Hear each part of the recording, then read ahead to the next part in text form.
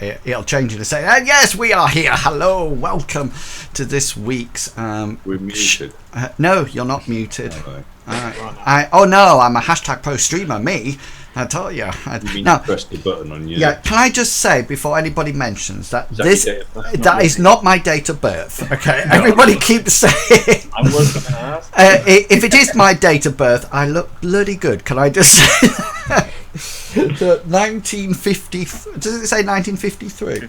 Yeah, it does, Yeah. So all you mathematicians out there, you can now figure out how old Is I that the am. amount of How times old you're not? On your screen it 1 hour? says 350, 91. I know, because it's backwards. Yeah. So I must correct that. Actually, that's in the camera setting. Sorry, Chugs, I didn't hear that. So is that the amount of times you die in an hour in ESO in a battleground?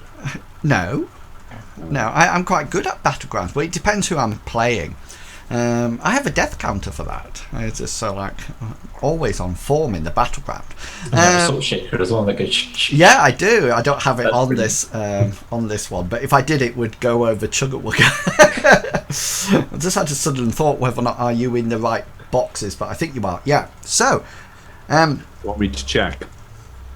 no, I've just checked on my I iMac. won't look at the GM layer and draw my scimitar.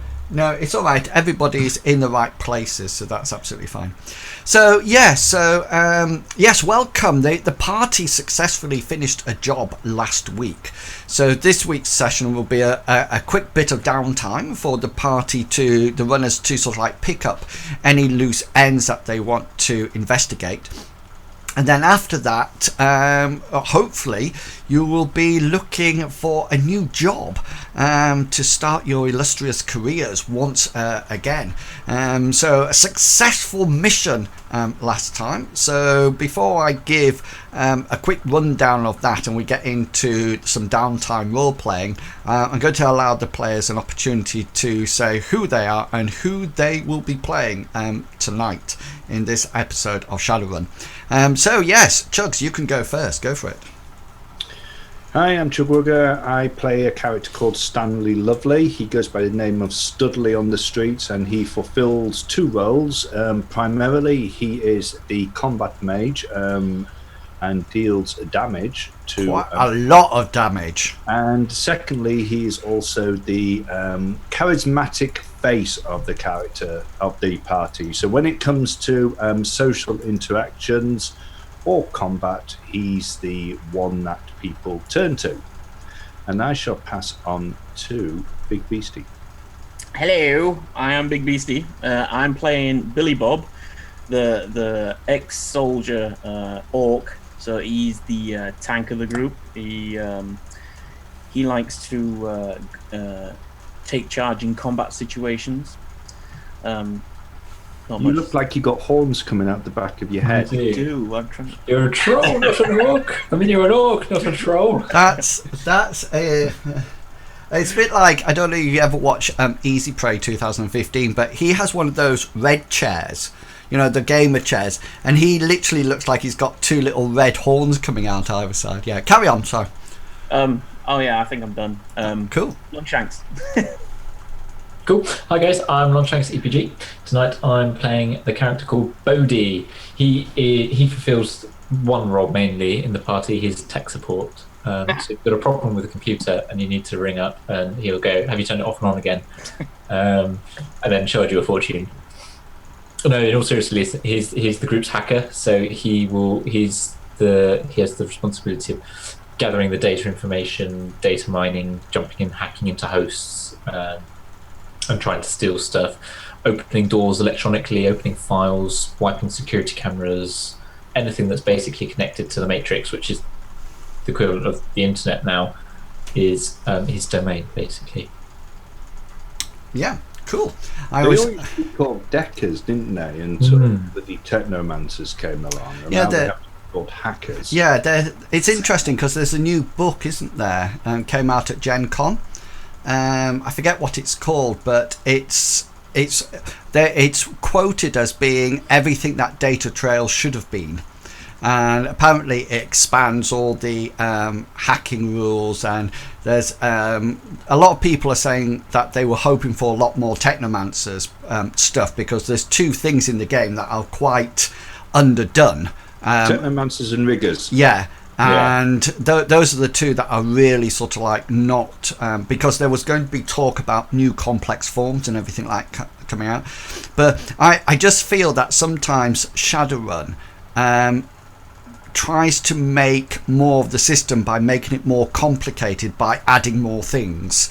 And really and truly, I mean, some of the weapons you can... What's the supplement called that is all about new armament and weapons? Or was it? No, it's not run and gun. It's something in gun.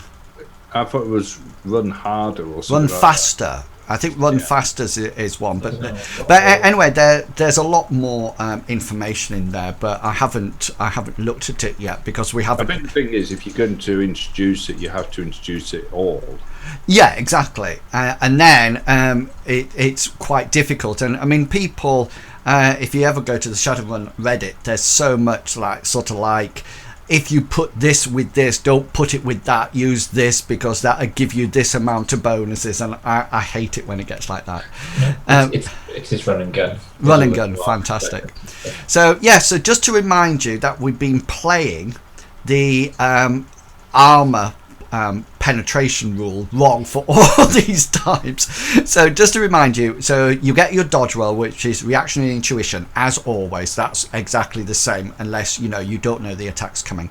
However, when it comes to the soak roll, what happens is that you subtract the armor penetration from the armor only. So say for example I've got armor 2 and Studley fires a fireball for 6. Therefore, the penetration of that is -6 because it's the same as the force. So therefore, that 2 will be reduced to 0. It cannot go any lower than that. So no matter what, and if you think about it, it's quite logical, you are always rolling your body. So even if your armor has been taken out of the way by the armor penetration, you still have your body to roll no matter what.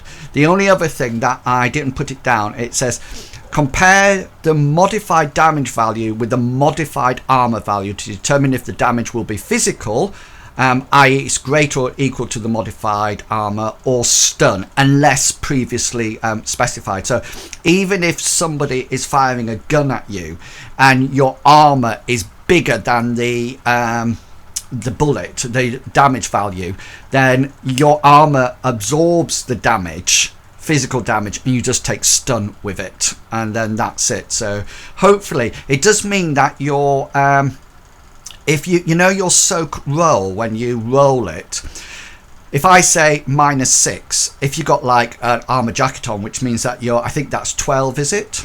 Armor jacket. Yeah, so if I say, then you can take -6 off. If you had something like an armor 2, like armored clothing, and I said -6, then you'll just have to take -2, because does cybernetics come into it then? Cybernetics in what? So dermal plating, does that give no, any... that doesn't that add to your body?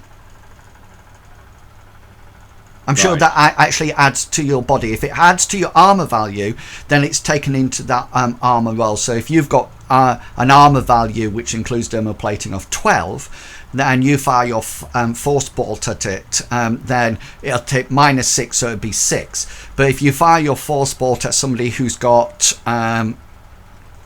armor value of 3, then all that person will take off is the 3, because you always have your body to actually roll no matter what. So I think it happened to you, Billy Bob, and it happened to me that the armor penetration was so high you had nothing to roll, and that shouldn't be the case. And I copied the rules, and it says as long as the modified armor value is positive, the defender rolls body plus modified armor to resist. Otherwise the defender only rolls body, and so forth and so on. So that's it. So you don't roll Soak's body anyway, innit? Soak is your armor value plus your body together. So Billy Bob, I don't think it would affect you, because I think your armor value is something like 12. If you just roll your soak, you'll be able to see. Okay. I've just got clothing on at the moment. I haven't got my armored vest. Okay, so just roll it in any case. Right. Okay. So if I roll, So to say this is your soak against, so there, for example, no matter what, no matter how good the armor penetration is, you will always be rolling 10 dice. Right. No matter what. So if I had an armor penetration of -14, you would still be rolling 10 dice. But I'll keep it up to date as we go along. Yes, so dermal plating increases armor. Yeah. So therefore, that will go onto the armor. So that will be reduced by armor penetration. Right. And so your body will not be affected by that. So no matter what, you're always rolling a minimum of your body, and then that's it. Okay, cool. So so you had a really good adventure last week when you were on a mission to do a search and rescue mission that you had to go down a series of tunnels, and you managed to make sure that you actually located the missing people, the missing runner, and you managed to do I think Billy Bob, you got stopped by an earth elemental or some kind of spirit, and Studley summoned up his spirit, then did a tremendous spell that just sort of like almost like shattered the blood mage like anything, and then that was it. The party was done. You did the adventure was finished. You did, I do believe, Studley or Billy Bob or somebody took some of the runes, some of the books that were written on human skin, and I think you took some of those or all of them in preparation to take to Mistletoe, the your talismonger. So we need to sort that bit out. We need to role play that bit out. The other thing that I'd just like to remind you, at the beginning of last adventure, two things happened. And Billy Bob, you had a call from Handbrake, the girl or female orc that runs with the street gang. I forget the name. Four-wheelers, yeah. And to ask you whether or not you would be prepared to take up a street fighting competition and start training for that. And just to make it quite clear, it is bare fist knuckle fighting minus hand blades. So that's not something, and so we need to decide whether or not you're going to progress with that. And also, Studley, you had a call from Health and Social Care, because somebody had reported you that you had not been looking after your elderly mother to a suitable degree of care, and somebody who Health and Social said that they could not give names because their call was anonymous, had a discussion with you last time. So let's start off with the books that you took from the Blood Mage. Studley, I think you've got them, so what exactly would you like to do with them? Well, Studley's going to go and need to visit Mistletoe anyway, because he needs to get some reagents, etc. Cool. So the plan is when he has a chance, when he actually, after he's recovered from his current fatigue that he's under. Is it fatigue that he has, or? Yeah, it's stun damage. That's stun damage. So if you roll for me, your that would be your what is it? Body plus willpower, I think, off the top of my head. Let me just check that. Because we very rarely need to do things like this. I'm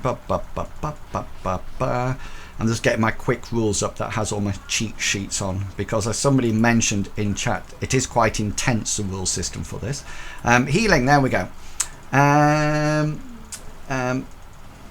Stun damage, yeah, body stun damage, wasn't it? Yeah, body plus willpower. So just give it a roll. This is an extended test, so use the extended test button. How many boxes have you got? I had taken 6. 6. Okay, cool. Is anybody recovering from physical damage? Yes. Yeah. I have physical and stun. Okay then, so 6. So yeah, so about 3 hour rest, Studley, and you gain that back quite easily. So a good night's sleep do you a world of good. So what he'll probably do, he'll probably have a good night's sleep, and then he'll see to his mother, make sure that she's up, had her breakfast, her feet are done, etc. And then he'll set off on his little Dodge Scoot with his helmet, and he'll head down to south side to Mistletoe's shop. Yeah. Okay then. So I think you're on the sheet of Mistletoe. You should be able to see that. Yeah, that's cool. So that's absolutely fantastic. So yeah. So what time are you getting to Mistletoe's roughly? It'll probably be late morning. Okay then. Yeah. So let me just roll some dice here. Yeah, so Mistletoe, you can see that he's busy in his shop, and he seems to be setting out new items for purchasing. You also notice that it's the classic cleanliness, sparse, and almost like sterile, sort of like system. And he has his spirit there with him that operates as like a shop assistant, like a spirit of man. There, and yeah, you walk in, and he sort of like looks at you, and he's obviously quite pleased to see you. And he goes, "Oh, Dudley, I'm so pleased to see you. I haven't seen you for ages. What can I do for you?" Good morning, Mistletoe. Yes, very nice to see you as well. Might I say that your shop is looking extremely clean and tidy today? It's probably even more clean and tidy than it normally. Oh, thank you so much. I do try my best. Apparently it's very good for customers if I keep everything nice and tidy and clean. I was hoping that you could help me on several. Oh yes, Master Study. Of course I can. Which help would you like? Well, I need to make some purchases to begin with. Firstly, I need some more cinnabar if you maybe have it. Probably 12 grams. Oh yes, that sounds absolutely possible. I will get that for you. And the other matter? The other, I would really like if you could also get me a spell formula. Oh, a spell formula. Manipulation spell, in particular one for the armor. Oh, I see. Yes. Now that will be interesting. I'm not too sure whether or not I have one in stock at the moment. Let me go and have a look. What's the availability on that? 8R 1500 credits. 8R. Okay then. So let me just grab Mistletoe's non-player details. And then we can roll some. There we are. We can roll some dice to see whether that works. I have a funniest feeling that his skill is 8. I think we rolled it before because it's negotiation plus charisma. That's what it is, and it's whether or not using contacts. Here we go. Here he is. He's not that one, he's this one. Brilliant. So yeah, so if you would like to roll if you would like to roll his dice, and then I will roll the availability roll. So just to let you know, I'm just checking. Black market. Yeah, so you need to roll his negotiation plus charisma. So you will be rolling his charisma's 4 and his negotiation, 10 dice. So if you roll 10 dice, and versus the, so I'm going to roll 8, yeah. time. So I get 2 successes. I got 4 successes. Oh, brilliant. So, yeah, he actually has one in the back. How much will it cost? Normal price is 1,500. 1,500. So he uses some of the successes to reduce the amount of time that you're waiting for, and he sort of like comes back and says, I actually have it with me. How positive is that? I hope you appreciate the promptness of this acquiring this spell formula. Yes, it's very much appreciated. It's very hard to get them on such short notice. Yes. How much are we talking, Mistletoe? So we say 2,500. You can roll a negotiation skill if you wish. Studley's going to say, Yes. Slightly more than I was thinking, even taking into account the speed of the. Well, normally it takes about 2 days to get this sort of equipment. Yes, I was thinking more of 2,000. Okay, well, roll your negotiation. I don't have any of my things on, so 1 success. So he's rolling 10 dice. He gets 3 successes, so you're going to have to pay the 2,500. He says, yes, but I got it so promptly for you, and I know you're a good customer, Mr. Studley. So yes, 2,500. How much will your spell reagents cost? They're 20 credits per dram. And how many do you want? 12. 12. And he sort of like says, I tell you what, because you're such a regular customer, I will throw the reagents in for 3. Oh, thank you very much. That's much appreciated. Yeah. So you will get the armor spell formula. Are you using that now? Are you going to? I don't know how long. I think it takes a month in which for me to learn it. Okay, then let me just. 5. Yeah, it's 5.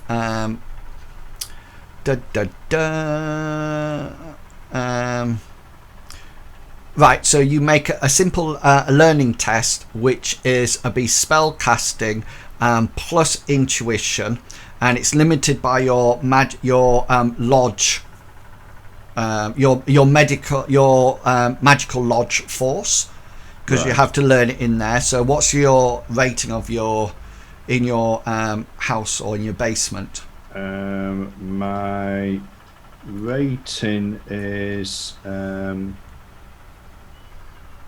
I do believe. Okay, so it'll be spell casting plus intuition, limited by magic log rating 5. Yeah, so it'll be spell casting plus intuition. It's capped at 5 successes, and then the number of successes that you roll is 12 days. And then you divide it by the number of hits you get. Right. Okay. So this is my spell casting plus intuition. Yeah, just check it because sometimes I've changed it. I've changed cool. spell casting from magic to intuition. Excellent. So we just do the so 2 successes. So it'll actually take you 6 days to learn it, and I think we can safely say that will be some of the downtime. If anybody wants to go further than 6 days, then that's absolutely fine. We can do that. So do you have enough karma to sort of like spend it? I think it's 5, isn't it? Yeah, I do. Yeah, so cross it off. And remember, guys, you should always have a total amount of karma that you've ever had and your current karma. So your total karma should get bigger and bigger and bigger, because that is a basis of how strong you are in the shadows. So if you have over 200 karma that you collected, then that's meaning that you're almost like a prime runner, but if you've only got 2, then you're not prime at all in any sense of the word. I've not been keeping track, but it was on your character sheet at one time, because I remember looking at it. But if it's not now, we can deal with that at another I time. thought it updated itself. Do you know when you typed in the karma in the where is it? Where's the character there? When you typed in the karma, I thought the career karma went up automatically, but no, you should have on your character sheet on the character, so you add it to your career karma. So currently you've got like 21 career karma, and you've got 13 karma to spend. So at one point they would have been the same, but then it slowly goes down accordingly. So anything else, Studley, that you wish to do at this point? Oh yes, I also wondered whether or not you either had a book or in today's technology, it's probably a data chip covering the basics of magical theory. Yes. I can recommend a rather good online course that you can access through a basic computer. Don't worry, Mr. Studley. No cyberware is required. It's very much. It's not a SynthSense program at all. So yes. Are there tests? Because I don't handle tests. Well, there are a few, but I'll let you into a secret. Just open 2 versions of the program, and then you can have a good look. There's no time limit on these. Oh, right. Yes. Yeah. So is that something? So basically, he wants to increase a knowledge skill in magical theory from not having it at all to possibly 2, if he can. Okay then. So as an academic skill. Yeah, nice one. So I'm just checking on the what's the karma requirements for that? Knowledge skill. I think it would be 3 karma to take it up.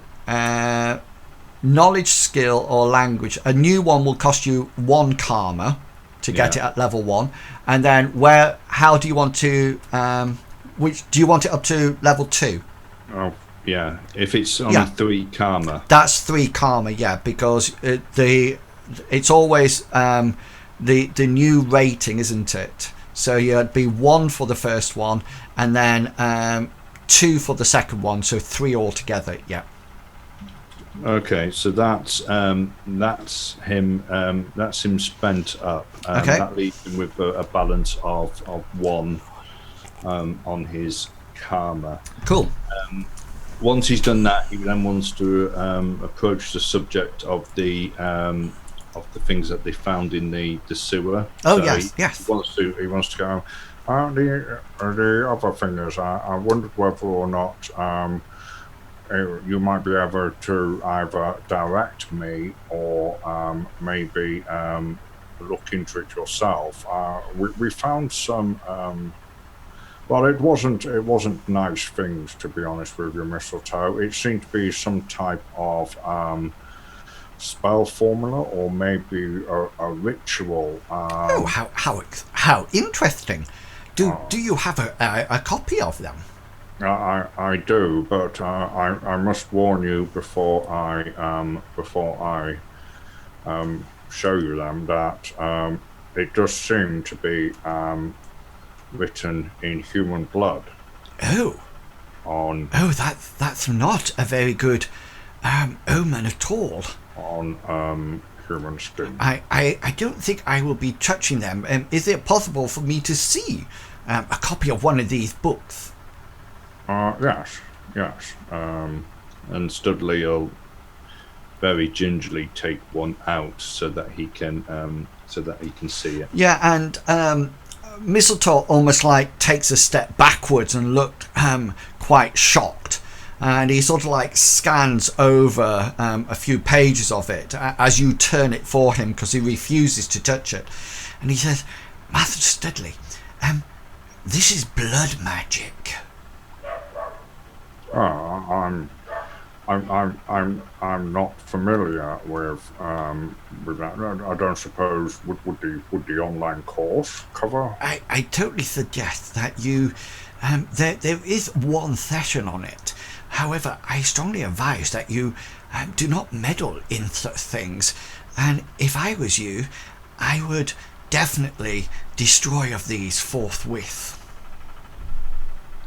Ah, now how would you suggest that we what I would do be to do that? I find that burning. Burning?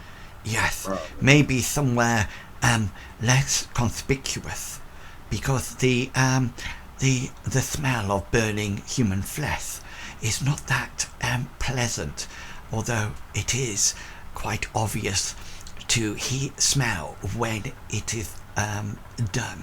Oh, maybe a funeral hall or a crematorium. Yes, or far away from the madding crowd. Yes, maybe the dock area. Yes, steadily. I strongly suggest that you do not try to read or interpret this.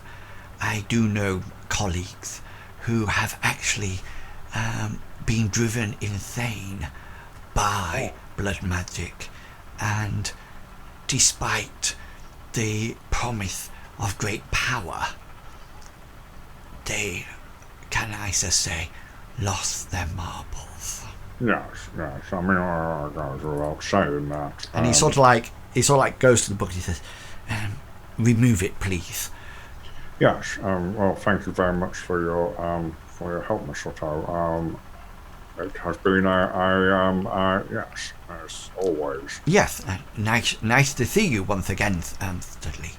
And you sort of like turn round and you head towards the door. And just as you get to the door, he sort of like it says, "Studley, please destroy them." I do have one more question, if I may. Yes. Do you know what HSC stands for? In which concept? To do with social care. Oh, I see. Yes. Yes, that's the health and social care, I think. It's a company that, not a AAA corporation, but quite impressive, runs several hospitals as well as care for the elderly. There's several homes and similar institutions. Hopefully I will never have to be in one, but we'll just see, won't we? Have you ever had any dealings with them on a Thirdly, personal nature? I don't know whether or not you find it hard to tell, because obviously I am an elf. However, it will be some time before I engage with the Health and Social Care Institution Corporation. I am much too young for that. Oh, yes. Yeah. Well, thank you very much, Mr. Tom. So as Studley goes out, he wants to take out his electronic bit of paper that he has all the names of these people, his acquaintances and friends on, and he wants to put a line through Mistletoe. Okay, cool. Right. Are you done, Studley? Spent up and done your downtime? Yeah, right. Okay, Billy Bob. I will be back in 6 days. Yeah, so that'll be the limit before we start the next part. And Billy Bob and Bodhi, is there anything that you would like to do? If you like to spend your karma at all or anything like that, what would you like to do? Billy Bob wants to take out his monthly rent. And stuff. Yeah, it will only be down for 6 days, so you won't need to pay it out until we actually hit up. So you will say a couple of days, 3 days on the last job from beginning to end, and then 6 days for Studley to learn the spell. So it's fine, we're only up to 9 days, so you'll have up to 30 before you need to take it out, because you paid it out the next time. So is there anything that anybody would like to improve their skills or anything like that? maybe increase unarmed combat then, if he's going to take this fighting. Okay then. So what is your current unarmed combat? Unarmed combat. Agility rating 6. On 11 dice. It's not telling Oh, me. 5 then. Sorry. Yeah. If it's, hang on. Let me just go into your character sheet. I think he's 5, but he's specialised in hand blades. But his Yeah. normal unarmed combat would be 5. Right, yeah. It says on his character sheet, it says unarmed combat 6.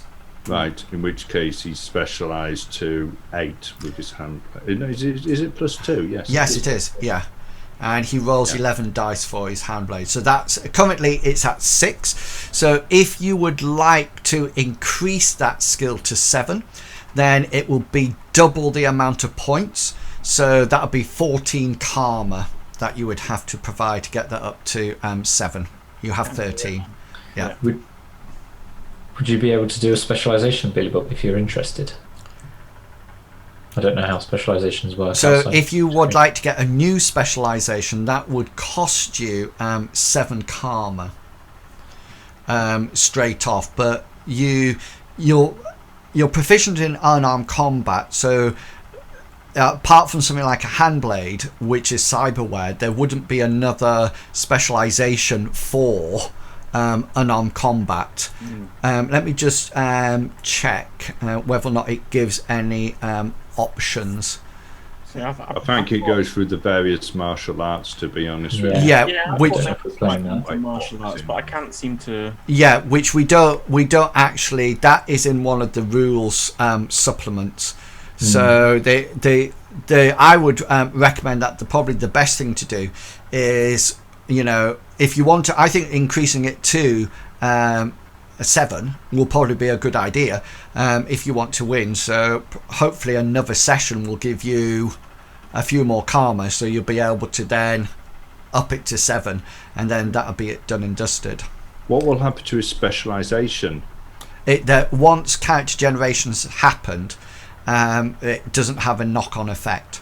So what will happen is that will still be, I think, it'll still be set at what it is now, because you're not increasing that. It's a bit like if you increase a specialization, which costs more karma, doesn't it? You wouldn't, if say for example you're specializing in handblade at 8 and you move it to 9, then that's fine, but it wouldn't increase your unarmed combat as well. It's just based on that thing. But I will look it up, but we can check that for next time, because it only gives the karma advances for active skills, active skill groups, knowledge skills and language skills. So then that's it. So because the other thing that would be to an advantage for you to increase would have been, I think we were discussing it last time, is your edge. What is currently your edge? 1. Yeah, so to take it to 2, that would cost you 10 karma. I think I could do that. So it would mean that you won't be able to increase your unarmed combat, because you're not likely to get 10 karma from the next adventure. You might do if you're super effective, but if you wish to increase the edge from 1 to 2, then that will be 10 karma. And just to let you know, if it's 2 and you want to do it to 3, then it's 15 karma for the next one. So yeah, so you can so you can, I'm just checking that there's not, that's absolutely fine. So that would be 10 karma. So if you want to increase the edge, then by all means increase the edge and deduct 10 from your current karma, and then that would be it. Is that I think I'm cool? going to do. Yeah, excellent. Bodhi, is there anything that you want to do with your downtime? Bodhi has quite a bit he needs to do in his downtime. First of all, he wants to try and overcome his stun damage. He has 3 stun damage. Yeah, so that's just your body plus willpower. Well, extended test. Hang on. Do you have physical first? I have physical as well, so I have 5 physical. Okay, so you have to overcome your physical first, no matter what. So that's double your body roll. Extended test. How many am I rolling?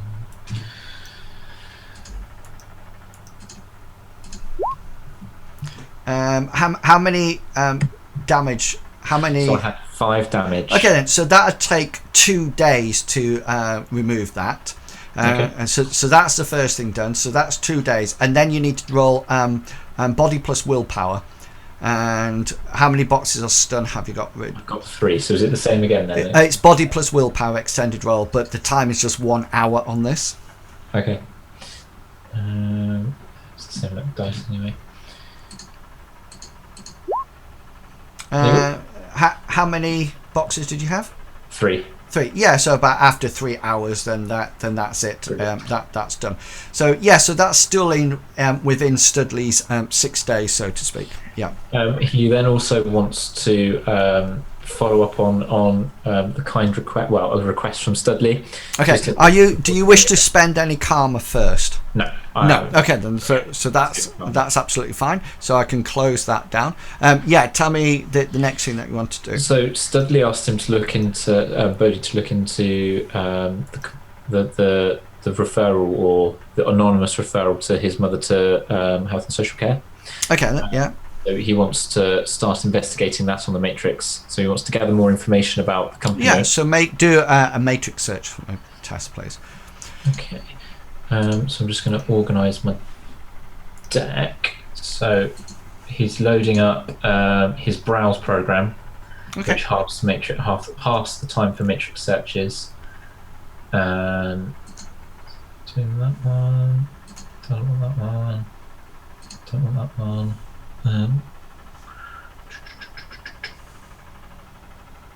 Just doing a data search at the moment, so I don't need any of. So what's your data processing? So oh God, where's it gone? Data processing at the moment is 6. 6. Okay, then. So it's computer plus intuition, and you're limited to 6 successes. Computer plus intuition. Make sure you've removed your wounds first. Yeah, I've done that. I'll do 2 skills. Computer intuition.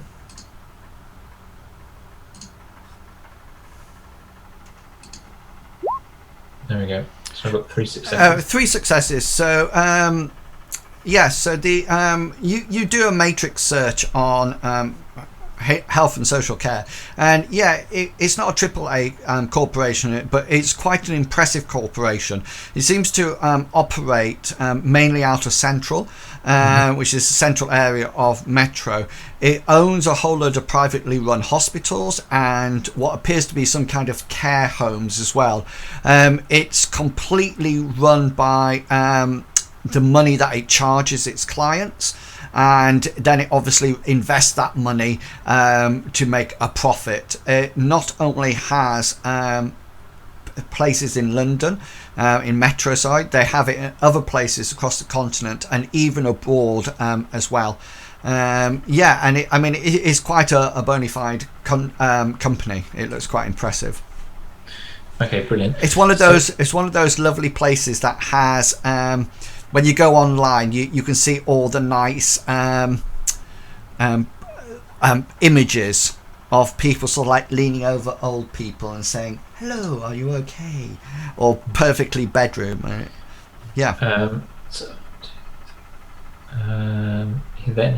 from that, he then also wants to try and explore to find out the host and have a look at the host to see what the likelihood is of him managing to get in to find out who made to hack into the host. Okay, then. So that he can find out who made the referral for Studley's mother.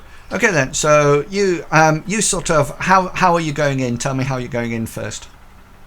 Well, first of all, he wants to try and work out if you can work out how close he's got to be quite close to it, otherwise he's going to have a huge noise reduction penalty, isn't he? So he would need to know where. Well, the actual headquarters is in Central. Okay, so he would probably spend part of that time. He'd probably drive to try and actually find it, and try and find a fairly secluded in his van, and try and find a fairly secluded spot near enough to Central that he's not going to be bothered, but also by roving Lone Star officers, but also that he's close enough that he doesn't have a huge noise penalty. Yeah, I mean, it depends where the actual. That's assuming Yeah. that the host is in the same place as the real life building. But since it's actually an international company, it will probably just be the local offices might have a host, which you will then have to log in. So, are you going in AR or VR hot sim or cold sim? He's probably going to go in hot sim. Okay then. So you sort of like pull up, and Metro in Central City is almost like a corporation thing. It's very bustly, and so but you manage to find a side street that you hope will keep you your van. Car park would be. Yeah, and you sort of like find somewhere to sort of like park up. Although there are quite a lot of people around because it's the main metropolitan area of Metro. This is where all the business transactions actually occur. Okay then, so roll for me a matrix perception. Okay, matrix perception. 4 successes. Yeah, so what happens is that you sort of like go in on Hot Sim, and you sort of like have a look round, and you can quite easily find the host. So as you look across the blue landscape with those grid lines, you actually see the host. It looks like almost like a modern hospital building, and with your 4 successes you can have 4 pieces of information. So what would you like to know? Should there not be a positive dice in the hot sim section of the role? Oh, that's well. I'm also running silence. That's probably cancelling each other out. Okay, so what you got 4 questions. What would you like to know? First of all, the rating of the host. 9. Right. Okay. He also would like to know. Oh, I can't think of what the word is now. My mind's gone blank. Would he be able to know what sort of? Mine's gone blank. I had a question in my head. Pizza's the order. No, not that. Would I be able to find out the sort of the nature of the host? Is it what's it like inside, or is that not something I could find out? No, you can only do that by actually entering into the host. Same with things like ice. You don't know what defense is in there or anything like that until you actually enter it. Although you do know that a rate hosting of 9 is, that is almost like regional corporate hosts. So it's not. I mean, the maximum host rating is 12. Okay. So and you probably think that the rating of 9 actually reflects how important it is in its status, especially with multiple international companies of it. What about, is there sort of like, I'm assuming there's data packages like flying through. What sort of it's like the amount of volume of data packages that are flying in and out, and yeah, you can't see anything sort of like flying in and out because it'll actually be within the host, and there'll be connections to other places within the host, so that'll all be done in host. Okay. Anything else that you would like to know?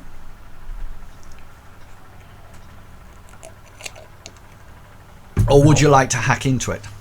I don't know. I'm in 2 minds because it's a pretty beefy thing to get into.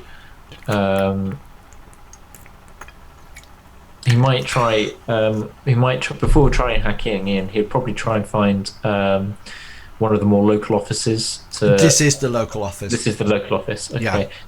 Yeah. Yeah. Why not? He's gonna try hacking into it. See on a hack on the fly. See if that happens. See what happens. Okay then.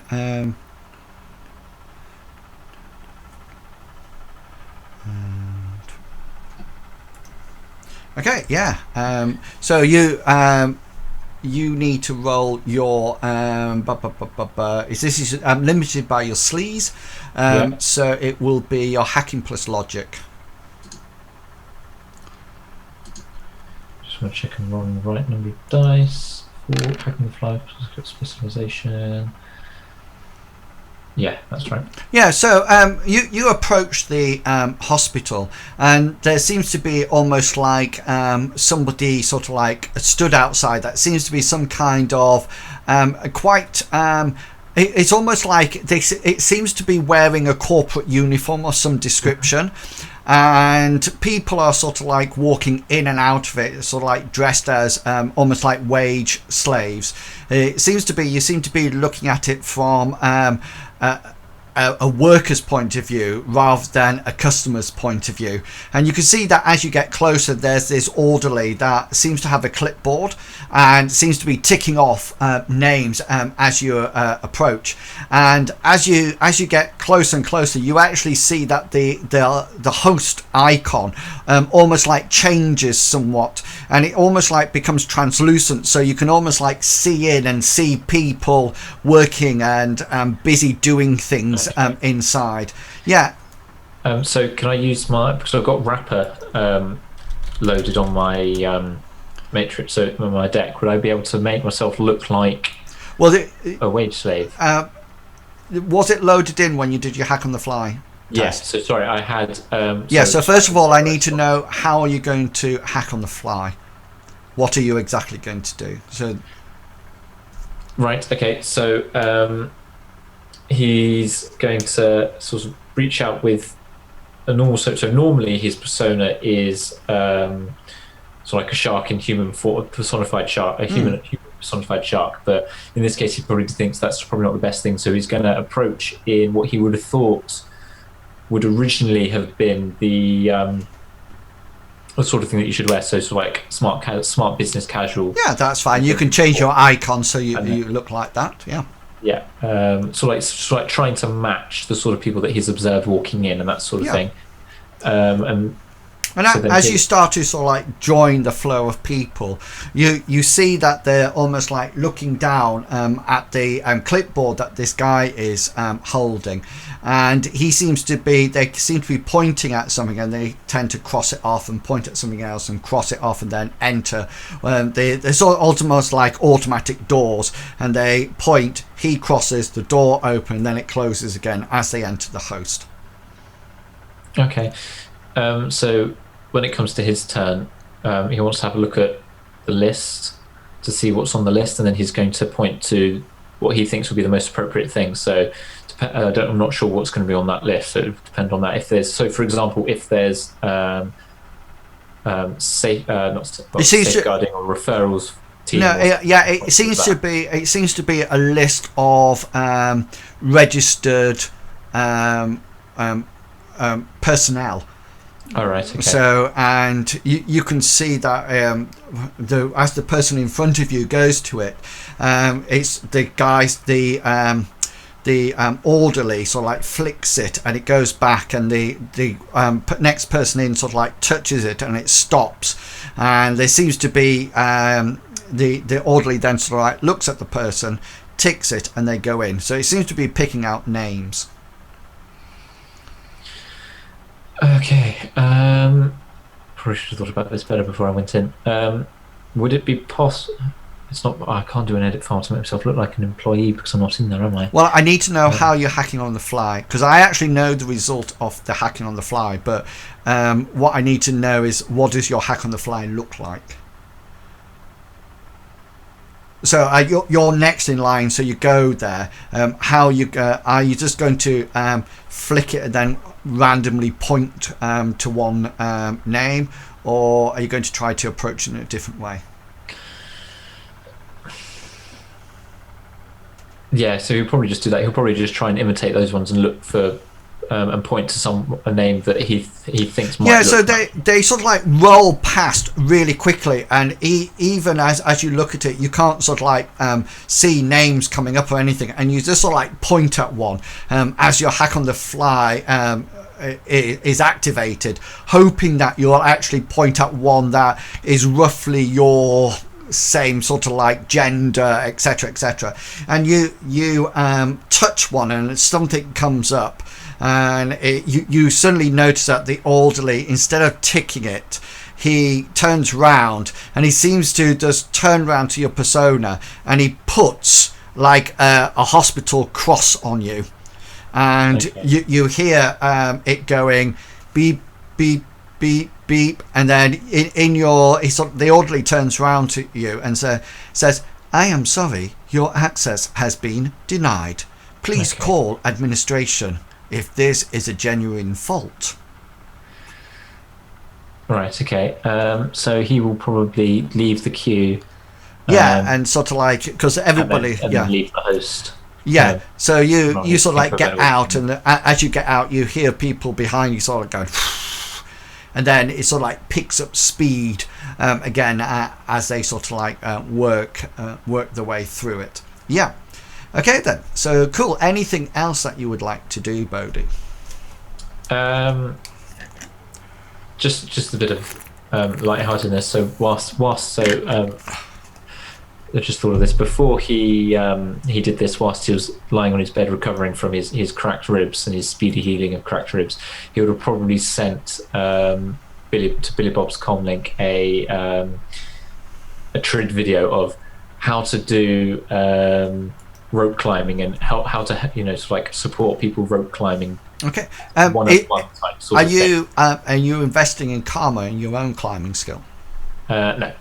Okay then. Cool. But he would have done light-hearted things like that, saying, he would find sort of like videos saying how to help someone not fall rock climbing, and rock climbing instructors 101 as like joke things, and then message saying. Okay, so Billy Bob, you have these coming through in the first sort of like section of it, the downtime, and then what happens is that after six days, this is after your 6 days. Is there anything that you would like to do with health and social care at all? Studley has a couple of things going. The first thing he has going is that he's waiting for a suitable for them to come back with a suitable time for the meeting, but he's also passed it on to the team's hacker to find out who is responsible. Yeah. Can you just roll for me, Studley, a perception check? After this, can I do my physical and stun? I forgot to do that. Yeah, no worries. Okay, that's cool. So how much stun are you? Have you lost? I took 8. 8. So you need to roll your body twice.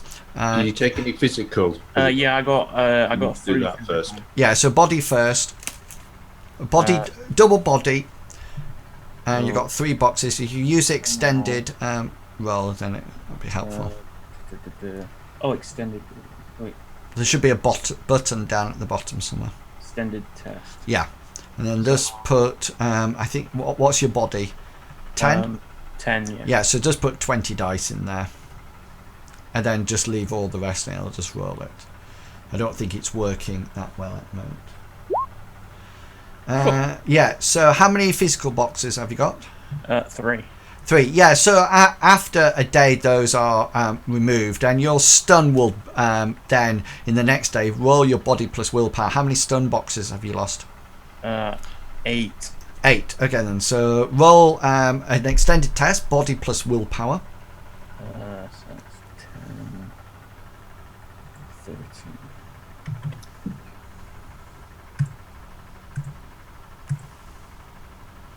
Yeah, and after a couple of hours after that, you manage to shake off your stun. So everybody is nicely up to full health. And then, Studley, you've now got your spell learned. Oh, perception roll. You do notice, Studley, that throughout the 6 days that you've been going in and out and getting on with your normal thing, on several of the days, you actually notice what appears to be some kind of surveillance drone. It doesn't seem to be carrying any armor or weapons, any weapons of any description. It seems to be flying quite high up, sort of like out of the way of normal like delivery bots and things like that. But you notice on several occasions throughout the 6 days that when you're leaving the house and going back into the house, that it's actually flying up there. It does look like it's keeping an eye on your house. Or your apartment, should I say.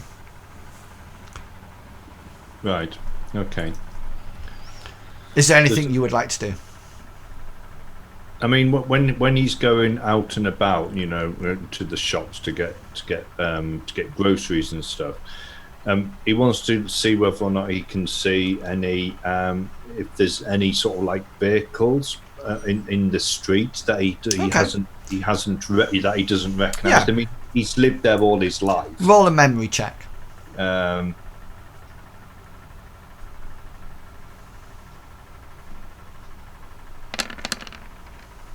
No, there doesn't seem to be any unusual vehicles are in there. It just seems to be the normal people and their friends who are parking and on the road and sort of like using the apartment block.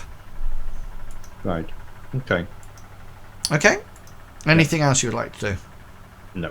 No. Okay then. So Bodhi will also have a quick feedback with Studley. Yeah. So we assume that information, and that he did a rather straightforward sort of like probe of the host, and he didn't manage to get in, but he's not going to sort of like go. He's going to try and figure out a slightly smarter way of getting in. Okay, so Studley, you'll be aware of all the information that Bodhi got about the host. Okay then, and about his matrix search size. So assume that you know that information. I think I already got that information from when I did the matrix. So it's some time in the future. It's about just over 6 days. It's probably about a week since you got a call from your fixer, Cookie. And it's about mid-morning, and mid-morning for Shadowrunners is normally a bit of downtime. Studley, you'll probably just dealt with your elderly relative and been around and checked out and seen this drone up there. The rest of you might be catching up with sleep or performing maintenance on equipment, or even maybe just watching videos or reflecting on how good you were in the last one. Most action takes place at night and under cover of darkness, as you well know, and that's why we call it shadow running. Okay, but however, it's very rare that you get a call in the morning, and you actually get an urgent call coming through to you from Cookie, your fixer, and it would appear that your prowess in the last run that you performed so successfully is spreading, because it appears Cookie informs you that a friend of a friend of a friend needs some professional assistance, and it's not, when he says professional, may not be legal, but it is professional assistance. Anyway, he's managed to hook you up with the person, if you trust to accept, if you say that you will take the job, they are going to actually meet you. It's about 10 o'clock at the moment, and if you accept it, then Cookie will hand over your comlink numbers, and this the Mr. Johnson will actually contact you in like a group discussion. There's no meet to go to. Seems to be going to be communicated over comlinks for this one. Studley will of course agree. And Bodhi will of course agree as well. Okay then. Yeah, so you all agree, and after Cookie says sort of like, oh, well, thank you very much, and off he goes, and lo and behold, literally about 30 seconds later, it was as if maybe the Mr. Johnson was actually in on the call or in preparation for it. Sort of like Mr. Johnson, and there's no visual input from that. It just seems to be a voice, and that's it. Can you just each of you roll a memory check, please, just to see whether or not you recognize the voice at all. Long chunk. If you just change your icon. Sorry, I thought I heard. Brilliant. Yeah, this voice sounds familiar, but you can't actually place who it is. It's probably, if it's anybody, you figure it is probably somebody that you've had dealings with in the past rather than recently. Anyway, the guy sort of like he almost like doesn't waste any time. He gets straight down to the point, and he says, "Hello, gentlemen. I have you come well recommended to me, and because of this, I have a very simple job for you to undertake. It just means you guarding a certain establishment for about at least an hour, and that will be it. Are you interested in the job, people?" Well, I can't speak for everyone in the group, but yes, I'm interested. Billy Bob's thinking back to his military days, and he's like, "No, that's easy." Yeah. So he's going to agree. Okay, and the guy sort of like, I'm assuming Studley is agreeing to this as well. Yes. Yeah. So he sort of like says, "Thank you, gentlemen. Here is the first 1,000 pounds of your money," and he sort of like sends over some information, and 1,000 credits come straight across into your account. He says, "So you will be. It is understandable. It's understood that you will be guarding a building in the middle of Freeway Park. You will start guarding the establishment at midday on the dot, where a meeting will start within the building. The meeting should take roughly 1 hour. However, it is quite specific that at this point, once the meeting has started, nobody should be allowed into the pavilion," that's the name of the building, "for the next hour. It will be your responsibility to ensure that the meeting is not disturbed by anyone or anything for that duration. The time is now," and it almost like hear a mechanical voice saying, 10:37 a.m. The meeting starts at midday and will finish at 1300 hours. If the meeting is running over, then we will expect you to carry on your security of the establishment for a further hour. However, please rest assured that the money will be taken into account at this point. Yes, I do have a couple of questions, if I may. How many people are to be at the meeting? Unfortunately, you do not need to know that. Your job is to guard the pavilion. Billy Bob's going to chime in and say, "Well, how are we going to know if anyone's late or not?" The job is quite simple. If they are late, they do not come in. Right, and do you have any idea of what type of threats we may encounter or not? Just one moment, because I have got that. It's unlikely that anybody is going to attempt an all-out assault on the meeting, but there's no predicting stupidity or, in fact, determinations. There's probably more likely to be attempts to spy on the meeting, or maybe approach and gain access to the meeting. However, I have to be very clear at this point that internal security will be handled by a different group. Disturbances within the immediate area are your responsibilities, and these will need to be dealt with both quickly and quietly. Any attempts on the attack of the pavilion are to be, of course, intercepted and stopped, as is any surveillance attempts, and the integrity of the meeting should be maintained to 1300 hours, exactly when the contract finishes.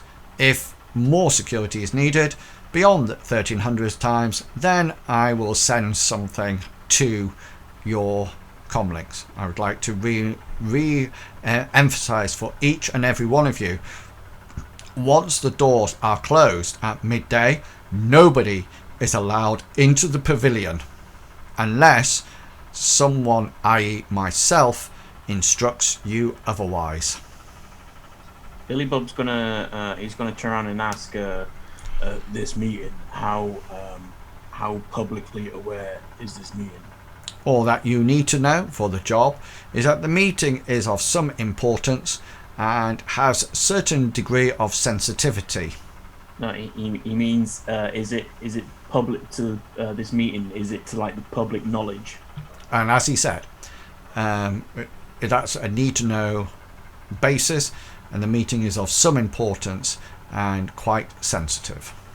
Bodhi's going to say, does the building have any external cameras, and would I be able to have access to them? The building, obviously, due to spying, to reduce the amount of surveillance, we have picked a building with no active host associated with it or cameras. Otherwise, it would have been a simple attempt for any hacker to hack into surveillance cameras. There is no surveillance material within the pavilion. Okay, brilliant. Anything else that you would like to know? No, I think. Okay, so the yes, do you wish to roll a negotiation roll to see whether or not you can get more on the price? Has he mentioned the price? He's put 1,000 up front Down, to yeah. you, and nobody's asked yet. So he says to you, the full payment will be 3,000 credits each. 1,000 of this will be given up front to ensure that you have the understanding about the sensitive nature of this meeting, and to ensure that no one enters. The other 2,000 credits will be given to you on completion of the mission, if the mission is completed successfully. Anybody who gets into the pavilion will, of course, impact on your final payment. So Studley's going to try to negotiate. He's going to go down the route that, because of the various unknowns that there are in the brief, that he would expect another 1,000. Okay then, so you're rolling your negotiation charisma. I have 3 successes. Yeah, so you have 3 successes. So there's no net successes. So yeah, despite trying to wheedle out more more information, that's a good roll. 3 successes on 4 dice. Your lack of negotiation prowess with only 1 in your skill. He's obviously got the upper hand, and it's agreed that it was 3,000 will be the price, and he reinstates to you that the meeting will start at noon, which roughly gives you about just under now an hour and a half to actually get yourselves to Metro, to Freeway Park. Okay. Yeah, and he, if you have no more questions for him, he terminates the comlink call and leaves it with you guys. As soon as the call's finished, Bodhi wants to get onto the Matrix, and he wants to find out all he can about the pavilion. So it's like building any potential building specs that are freely available on the Matrix, street plans, those sorts of street maps, those sorts of things. He wants to find all that sort of thing. So he wants to see if there's the number of exits in and out of the building, and what's publicly available, because that's what he's thinking. If anybody's launching attack, that's what they're going to have done as well. Okay then, so you set off, do a matrix search. So this will be an extended test. Okay, so before I roll, I'll let you know what I'm running. So he's got his browse running. What else has he got? He's got data processing. So he's got toolbox running, which is an extra point into his total for data processing limit. Doesn't need that. He's not running, and then he's got his agent running in the background, so he's going to have his agent helping him as well. Okay, how many dice does your agent have? So it's racing 4 agents. 4. So it's Okay. like 4 dice. No, So- I know. He gets 2 successes, Okay. so you can add another 2 dice to your roll. Okay. I'm doing it AR. Okay, so this is an extended test. The threshold to get some information is 6. Threshold for other information is 12. So this is a quick to average data search. So it will either take you from 10 minutes to 30 minutes to complete the search in order to gain the information.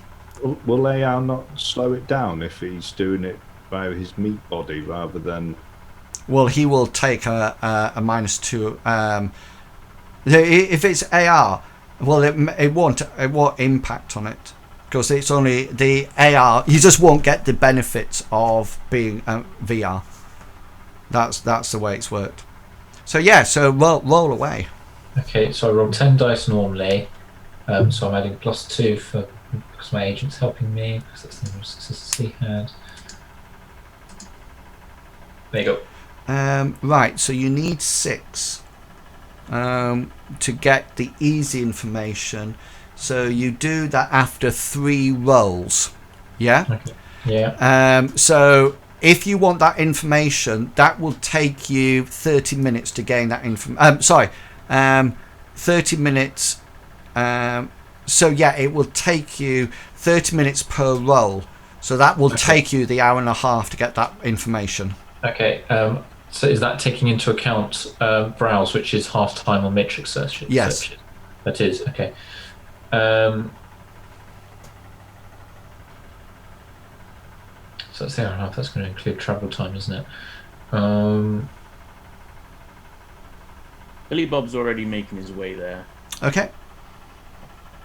Studley, what are you doing? Studley's going to head there as well. Cool. So, Bodhi, is this something that you want to complete, or do you want to leave it and head out there? How long is it going to take? It's going to take an hour and a half to get there, isn't it? Well, you have to be there at 12 noon, Okay. and you've got less than an hour and a half to do it.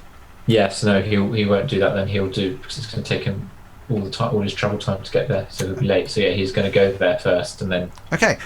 So as you set off, of course you can check up on your map soft what the surrounding area actually looks like. So this is the surrounded area. You should be able to see the freeway park now and the surrounds, yeah? Oh, the whole place is... Right, okay, yeah. Yeah. So just to let you know, can you see the things like this? All these jigsaw pieces are like, that's the park. Okay. This is the pavilion. That bit there. It's not the Sea Trade and Convention Centre. This is Metro's Trade and Convention Centre. The one up here. Oh, right, okay. Yeah. So as you can see, it's quite an open park land. Can you people just roll for me a memory check?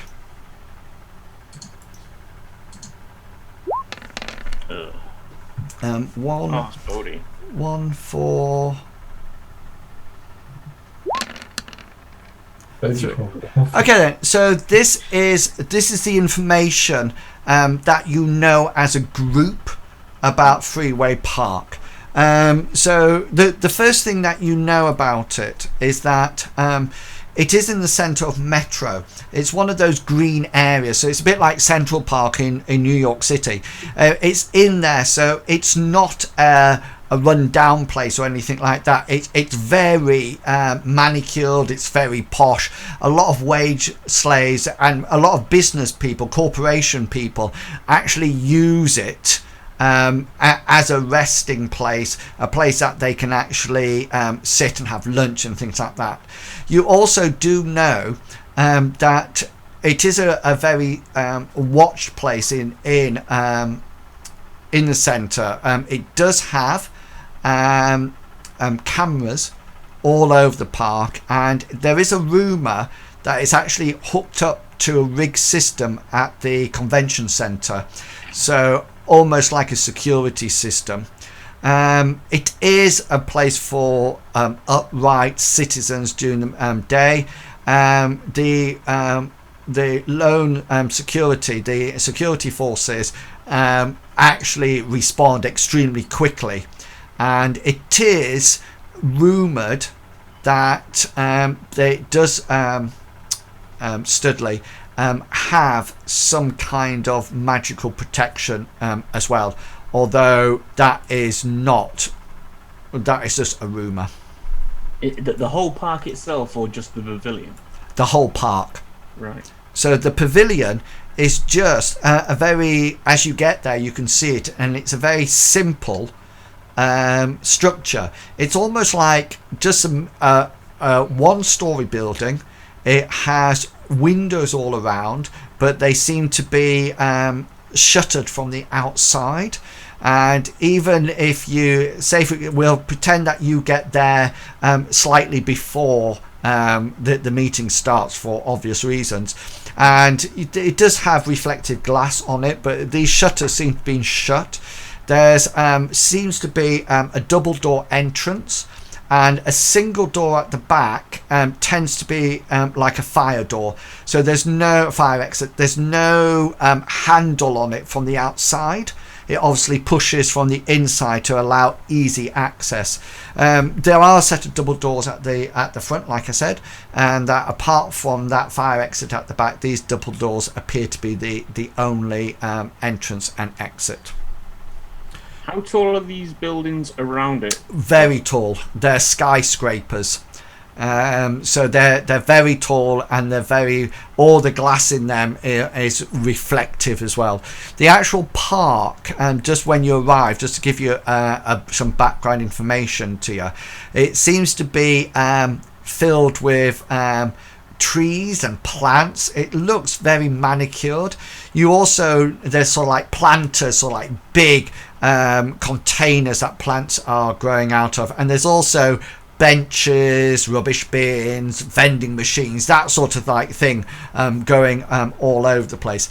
You also do notice that it has they seem to have some kind of agricultural drone working that appears to be watering plants or pruning plants, and as you walk round you sort of like go near to us, almost like a nice looking rose or something, and you think, good grief, is that real? And you go down to sniff it, and all of a sudden this voice says, hello and welcome to Freeway Park. The plant you are looking at the present moment in time is the Irish Igmal. It is from a strange foreign land, probably India or South Africa. As you can see, it radiates pure beauty, and the scent is said to mirror and match that of the world's most expensive perfume. Yeah, and you also notice that there are some drones also sort of like hovering around the place as well. It seems to be almost like manicured and actually maintained by drones. That seems to be what they're doing. Apart from that, what would you like to do? Anything else you would like to do while you're there? How tall? You said there's privet bushes all the way around. How tall are they? Quite easy for a person to crouch down or shoot from behind, but if they were stood up, you would be able to see them. Right. Okay. Is there anything that stops people from just walking up to the pavilion? Yes, it's called the people who have been hired for the run. Right. Okay. It's you guys. Right, but so there's no little fence or there's, No, it's quite open. It's one of these that almost like has, imagine the door, it almost like has that step up going right the way around the pavilion. So you step onto that and then step up onto the door. Just so you know, the plants are about, chest height, so to speak. The trees are a lot taller than that. They're about 4 or 5 meters, and the trunks say about half a meter in diameter. When you're underneath the trees, when you look up, it's very hard to see anything. You figure it would provide suitable cover from that. switching to AR, is there any arrow explaining what the pavilion's for?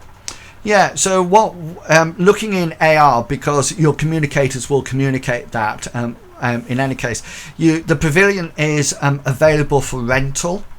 You can sort of like hire it out for events, and that's what it's advertising on that. It's also got a schedule on it that's telling you when it's already booked out, and it's actually been booked out all day today, and it's right, as you can probably guess, it's booked out by Mr. Johnson. But interestingly enough, you sort of like flick through the schedule, and there seems to be quite a lot of Mr. Johnson's. It gives the payment out as well. You actually pay 1,000 credits per hour. Can we go inside it as of now? Currently, once you arrive, the door is all locked. You figure that it's probably almost like on a timer or connected to a SIN. So say, for example, if you had booked it, as you approach the door, it would probably open. If you approached it in your booking time. Studley wants to walk around it, sort of like trying to judge the area, and he wants to look to see whether or not it's possible to put a mana barrier over it. Okay then, so just do your sensing roll for me, please.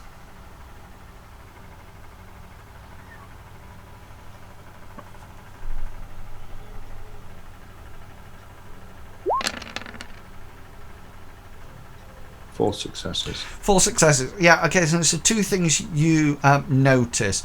The first thing that you notice that there seems to be like a magical security person here. It tends to be a normal persona. It's not here constantly. It seems to dip in and out. It seems to wear almost like the Lone Star Security. The security forces.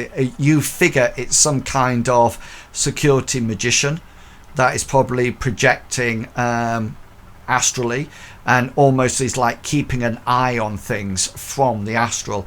He doesn't pay much attention to you, but you're not too sure whether or not he recognised that you were actually percepting into the astral plane. But he's not there all the time. He does seem to pop in and out. Yeah, the actual the building is in is quite a shady spot with the surrounding trees, but it's a single-story building, some 5 meters in height. Okay, and it's about 10 meters by 5 meters, so that's your mana barrier dimension. So 10 meters long, 5 meters depth. It's an area of effect spell, so yeah. So I'll probably be the radius of. It will be dependent on your force, won't it?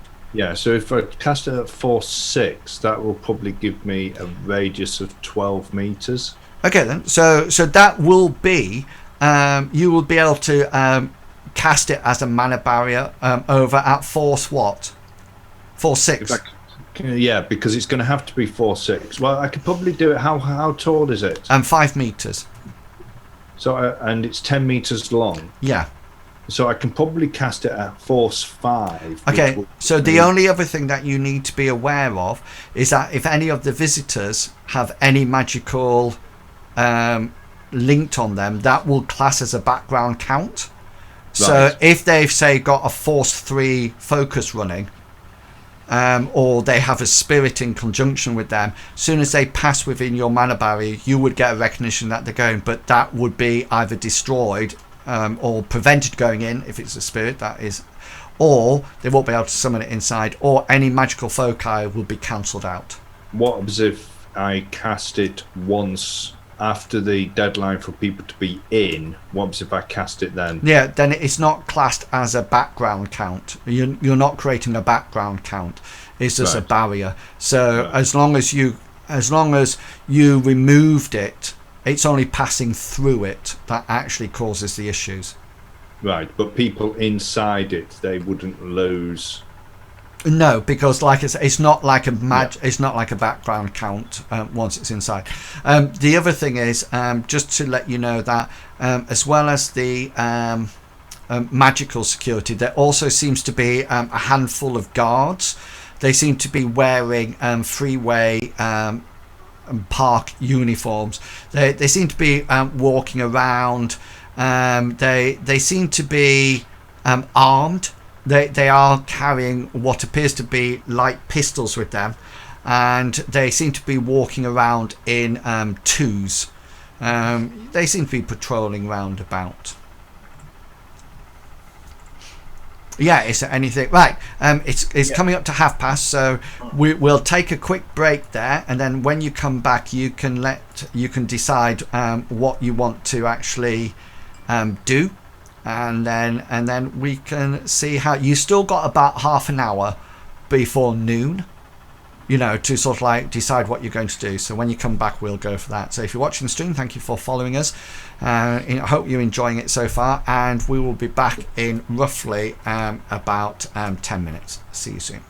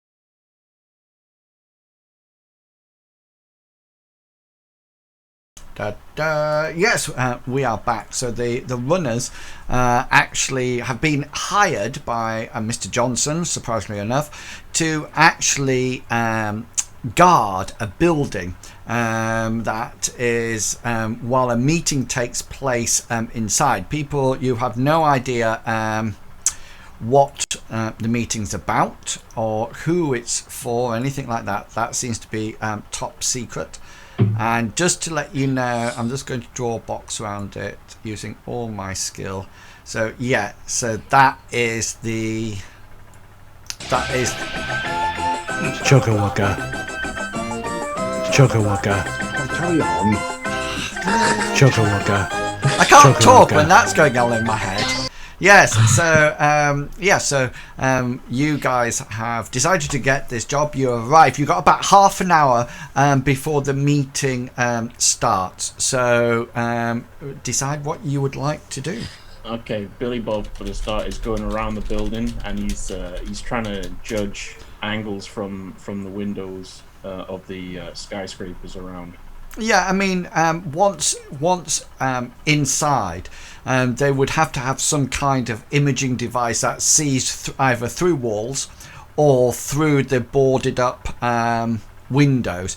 But I mean, there's plenty of opportunity roundabout to take a pot shot into that room.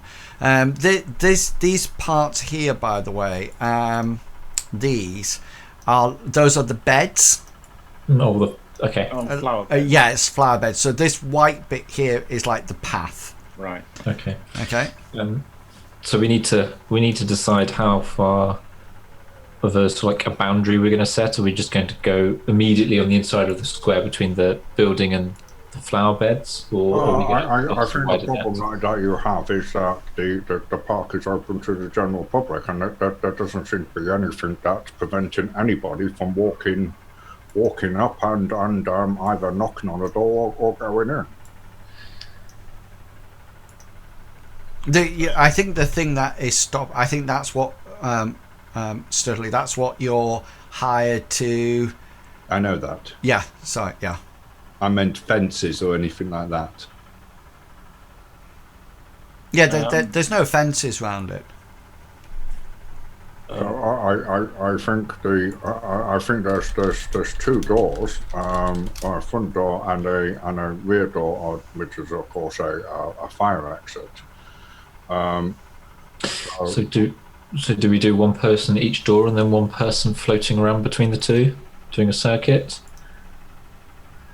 Yeah, I mean, I could put a barrier around the entire building, which would stop any magical entities from getting in, or at least informing me if they made the attempt. But the only downfall that we would have of that would be that it was a cause draw attention to both myself and the building. Right. Maybe we can get your drones. It's wrong character. Wrong character. I wish I was playing Tornado right now. Oh, Big who are you? Joe Blogs down the street. We have the yes.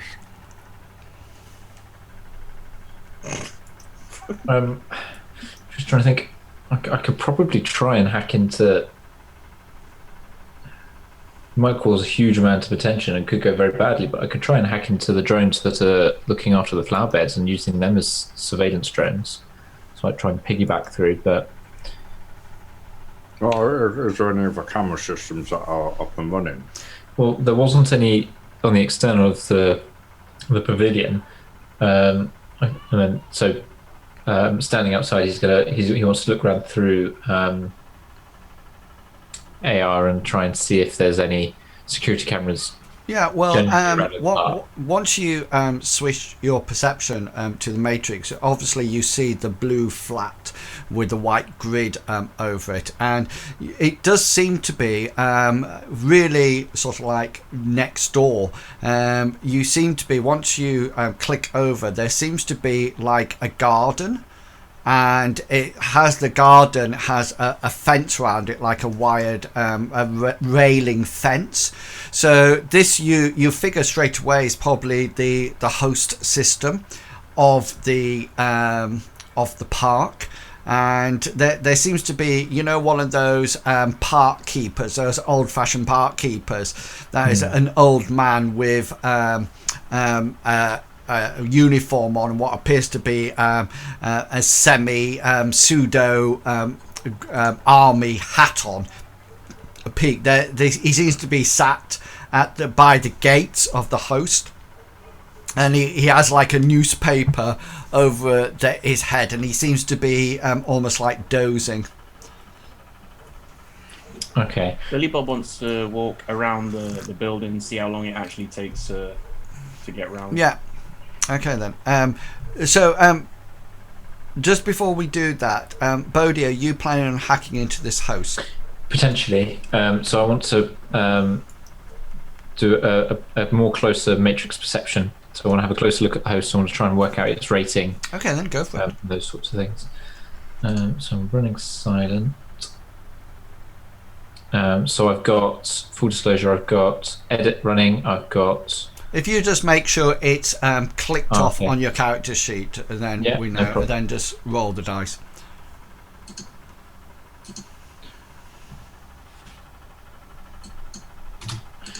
There we go. Where is it gone? There he is. So you have 2 questions that you can ask. What would you like to ask? The rating of the host. It's a rating 5 host. Okay. I can't think of the other question I wanted to ask. I've got standard questions.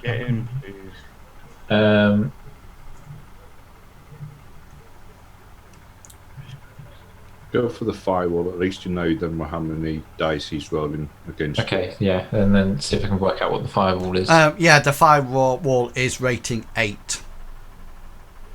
So technically, I will be rolling 13 dice to resist your hack on the fly test. Right. Okay.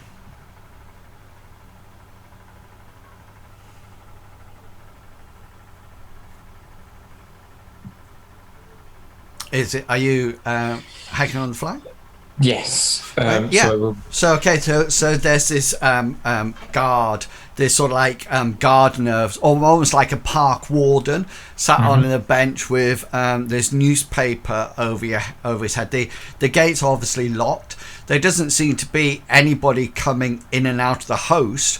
It looks like, it's not something that actually people would go into. It doesn't seem to be very busy at all.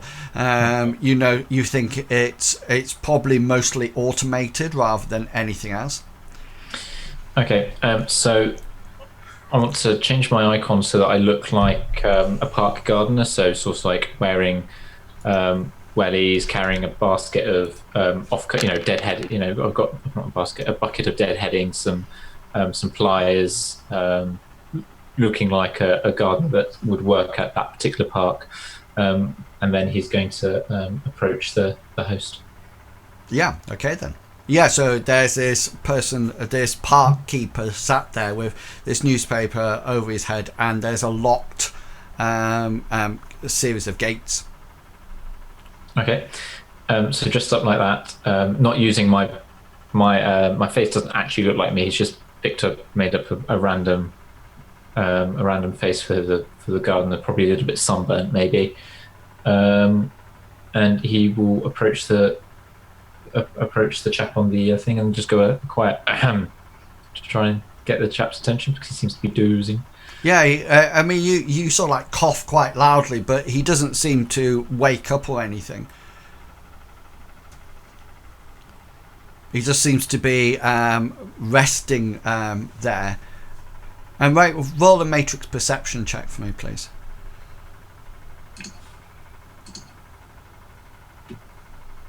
2. You figure he's just like an icon. He's just sort of like almost like trying to make the park host look more authentic. Okay. It seems that the lock on the gate is the most important thing. Probably the park guard might be activated if somebody illegally goes in. It might be something like that. So in that case, he's going to make a motion of putting his hands into his pocket to try and find a key. He comes out with a key, and then he's going to go and then the action for him hacking in, doing a hack on the fly. So you write some quick programming, some quick code that allows almost like a skeleton key to appear in your hand. Obviously, it's trying to pretend to be one of the legitimate users who probably also got their key, and so you write a bit of code and then roll your hack on the fly test. I have 5 successes. 3, and then I want to use a point of edge to re-roll my failures. Yeah, go for it. So that's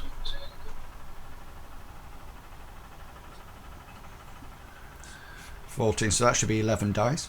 Yeah. So I get another 3. Yeah. So you by using a bit of luck and edge, your skeleton key sorts itself out, and you actually turn it, and you manage to open the gate and slip inside and shut it behind you. And you can see before you that there's a whole load of different systems working. There seems to be a lot of cameras that is monitoring, and there seems to be a huge screen that's bringing all these feeds in. There also seems to be some kind of drones monitoring, and there seems to be a schedule for jobs, what things are meant to be doing, and all the drones have their own little sort of like Space Invader picture there. And I'm just going to put you on a new map, guys, just so you know. So this is closer up on the actual pavilion. So these things here are actually trees. Okay. They're not drones. And then you can see the cameras, and they're sort of like their field of view now across the park. So you can see where each camera is, and each camera is bringing that information into the host. And you sort of like sit there for a while, but there doesn't seem to be any personas in here at all. There does seem to be a feed, a data feed that is actually leaving the host. It doesn't seem to be going outside. It's almost like a bit of a vortex that it sort of like goes in, and it seems to be heading somewhere else. You figure this is probably one element of a bigger host, almost like a subsystem that you're actually in now, but it definitely seems to be connected to something else. Okay. So the first thing that Bodhi wants to do is he wants to try and get a mark on the security cameras, so that he can not control, so he can just sit and watch the feeds. Yeah, so there's a whole load. You can see the feeds in any case. You just can't. Okay. You can't interact with them. You'll need a mark on a camera to either shut it down or to edit the file on it or anything like that. But at the present moment in time, you can just see all these feeds coming into you. Obviously, you can try to monitor them all at the same time, but at the present moment in time, you don't have any sort of like control over them. Okay. If you wanted to control them in any way, then you would have to get a mark on a specific camera. And then use the action for that particular camera. So I'd have to get a mark on each of the cameras that I wanted to control. Yeah. So okay. There's quite a few there. So it might be, rather than spending some time getting a mark on every single camera, it might be better to monitor the feeds if that's what you wish to do, and then use it as some kind of extra surveillance. And Billy Bob, what you mentioned that? Oh, you wanted to walk around it, and yeah, I want to see how long it takes to walk around the building. Yeah, well, your movement is what, 6 meters? Movement, walking, 2, total 10. Okay then. So your if your movement is whatever your movement is, that's the amount that you can do in a combat round. So not as in an initiative pass, but a combat round. And each combat round, I think, is 5 seconds in this game. Might be 6. So say for example, what's your movement? 10. 10, yeah. 10. So it's 10 meters long. So it'll take one combat round there, the other combat round, and the two sides are 5 meters. So to go right the way round, it will take you 3 combat rounds. So not initiative passes, 3 combat rounds. About 15 seconds to walk all the way around. Yeah. So Okay. not a huge amount at all. So he's gonna patrol around the building itself. Okay, that's cool. Bodhi's going to send a message because he's in AR, so his body's sitting on a park bench that's fairly close to the main yard pavilion, and he's got sort of like headphones on to pretend he's listening to music or something. And he's going to send a message to the other two saying, "I'm in the host, got eyes on cameras, not doing anything with them, just monitoring the feeds. Mainly focusing on the. I'll just put a mark in my colour." It's just so Inwell's knows as well, and everyone else. And then he's going to say the 3 closest cameras are the ones he's mainly monitoring. So the ones with the ones I'm mainly concentrating on watching those. Yeah, it doesn't matter. You, like I said, you gain the feed from all of them, and you're working. Spending more time looking at than the others, if you know what I mean. Yeah, I don't think, because all the feeds are coming in directly, and you're operating a lot quicker. So, I mean, you can say that you want to just concentrate on those 3 and ignore the rest. Or, I mean, it's quite easy to just observe the whole feed together. Okay. So it's up to you. I think each combat turn, 20 combat turns equal 1 minute. So therefore, each combat turn is actually 3 seconds. Oh, not 5, yeah. Cool.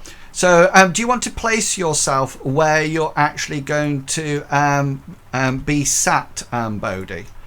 Yeah. So if there's a park bench, there's no park benches around the Maynard Pavilion at all. Okay. Where would the nearest park bench be roughly? Well, there's probably one here, and there's one here, and there's one here. And there's one in this little alcove here. And there's some more around the outside. If you say where you want to sit, I'm quite happy to let there be a park bench there. Okay. All I know is that there's no park benches around the main... Yeah. Sort of like maybe sort of... We'll just pop your token. Can you move your token? Yeah. So like approximately there-ish. So I'm in the camera view, so I can see myself, so I can look at myself, and then I can see the main pavilion, and I'm not too far away to lend physical body space help if I need to. So you're sort of like facing south at the moment, sat on a park bench in AR. Okay. So Billy Bob, you're going to be patrolling round it. Studley, what is your plan? So switching to AR and having a look at arrows again, is there anything that's telling people to stay on the paths? You know, don't, because all this is sort of like grass verges, isn't it? Yeah, it is. It's like on it, and it's all planted vegetation area. So there's a lot of things like. It's not like open grass. So it's not something that people are going to be walking No, across. not at all. If somebody was walking across it, then... It would be rather obvious. It would be rather obvious, and it wouldn't be something that people would normally do. They would normally keep to the... Most definitely. And the sort of like the corporate wage slaves are actually sat down on benches eating their lunch, or they're walking around. And also in AR, you see these information giving sites that are sort of like located throughout, that is giving information about the plants, you know, and they're just sort of like dotted all around the place. And Bodhi, you can see they're attached to the host as well, so you can see where all those are and all the different types of plants that are available. Okay, so Studley's going to say to Billy Bob, he's going to say, Mr. Bob, I would probably advise you to, yes, absolutely fantastic positioning. If you stay where you are there, and hopefully your persona should be enough to put anybody off approaching the pavilion. Yeah, so Studley, what's going to be your plan? I'm going to patrol. Oh, you're gonna patrol. So you're patrolling round it. So Billy Bob, you're not doing that, or are you also patrolling round it? No, that's fine. I'll stand. He guard. nicked your task, Billy Bob. I want nothing to do, so I'm gonna patrol. So are you just stood there then? Is that Yeah, in between those trees? It's literally gonna be your name's not down, you're not coming in. Okay, cool. So about anything else that you guys want to do. So the Decker is in the host and sat on a bench. You're in AR. Yep. So that's it. Studley, you're walking around the pavilion. And Billy Bob, you're at the front. Looking pretty, as always. Okay, so about 5 minutes to 12, you get a message from the Mr. Johnson, and basically it's saying, please allow all visitors to enter the pavilion from this point onwards until 12 o'clock. And you notice that there's various people. Once this message comes over to you, there seems to be various people coming from various directions. They all seem to be individuals. They don't seem to be together. For example, there's somebody who approaches and they seem to be wearing like a standard grey business suit. You think probably mid-level working guy. And the guy walks quite confidently and has a bit of a swagger and seems to be smoking some kind of thick cigar. And he sort of like walks up, and obviously Billy Bob, you let them pass, and he goes straight in. And then the next person who comes up appears to be a woman, and she's ethnic in origin. She sort of like has a dark skin, and she's almost like dressed as if she's going to some kind of hippie convention, and she sort of like really sort of like way out. And as she comes past, she sort of like checks you out a bit, Billy Bob, and sort of like looks you up and down. And you also notice that as she passes, just make a perception roll for me. You can make one as well, Studley. Oh, Studley, I'll tell you what we can do. You tell me when you want to roll your perception roll. And we'll say that as I describe the characters going in, because then you can decide that is the time that you're actually at the front as you patrol around. Does that make sense? So Billy Bob made it's quite clear that you know those fly spies that Tornado used to use. Yep. She's got one of those. It seems to be resting on her shoulder. She seems to be very much aware of it, and so you think it's probably hers. And the next person that comes along is another human, quite young, quite charming, almost like a face character, early 20s, and you can. Do you wish to roll on this character? No. Okay, so Billy Bob, roll a memory test. I was gonna say Billy Bob is gonna want to confront her, and really, because I'm pretty sure we got told that no drones. 2 successes. Okay, so sorry. Do you want to stop the woman, prevent the woman entering the building? Yeah, I'm gonna. He's gonna stop her, and he's gonna say like, no drones. She sort of like looks at you and says, "Sorry? No what?" No drones, and he's pointing to the shoulder. Yeah, she says, "One moment." And also your comm links all beep at the same time. And you figure she probably communicated sub-vocally, and all your comm links, and they say, you hear Mr. Johnson's voice come across, each one of you, and he basically says, "Please do not stop the visitors entering into the pavilion. Your job starts at midday on the dot, not before." It's currently about 4 minutes to. And she sort of like smiles at you and waits for you to move out the way. He's not going to move out the way. He's just going to wave her on. Say again, sorry. He's not going to move out the way. He's just going to wave her on. Yeah, well, she can't get past you then.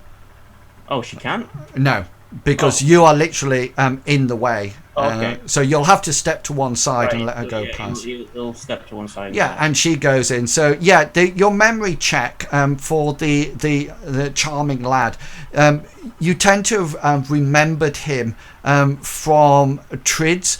You think he's some kind of star from a film or something like that. He looks very familiar, but you almost remember hearing some stories that he actually burnt out or his reputation went downhill at that point. Okay, but he seems to be very confident as he moves in, and as he sort of like goes in, he sort of like sees this woman who you stopped before and sort of like says, Jolie, like that, and she sort of like turns back and says, "Oh my God, Lyle Green."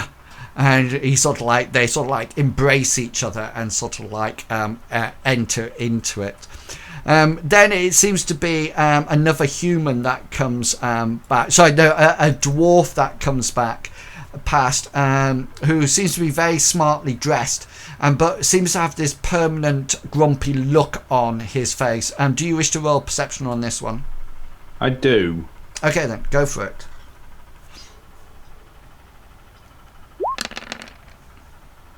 Two successes. You do notice that he has various what appears to be shamanic attributes, additions to his outfit.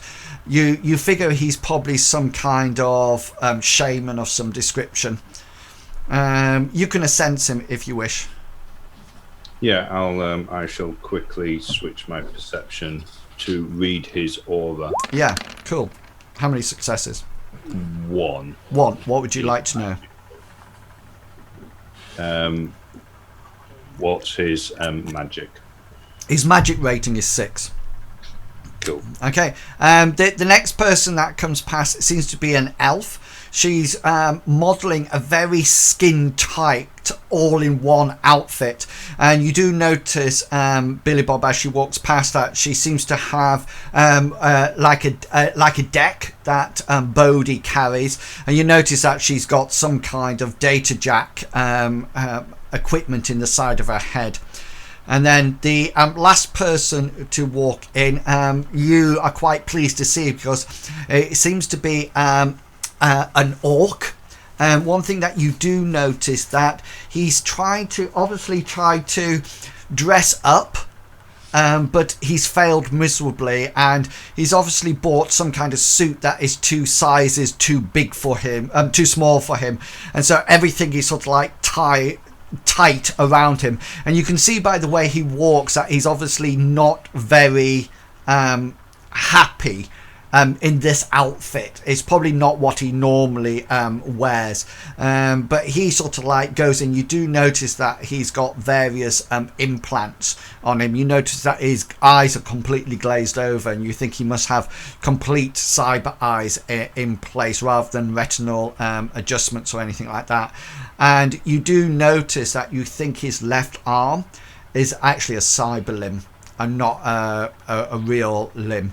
And he's the last one that goes in, and you sort of like turn round to the door, and you notice that the first guy, the guy with the cigarette, is there, and he sort of like looks at you, Billy Bob, in a slightly annoyed fashion, and then he closes the door, and you hear a definite click or clicks of locks as they come into place, and then you have a comlink call that comes over to all of you, and he says the hour starts now, and you notice at that point that all your clocks, your digital readings automatically go from 11:59 to 12 noon, exactly when he says it, and the door is shut.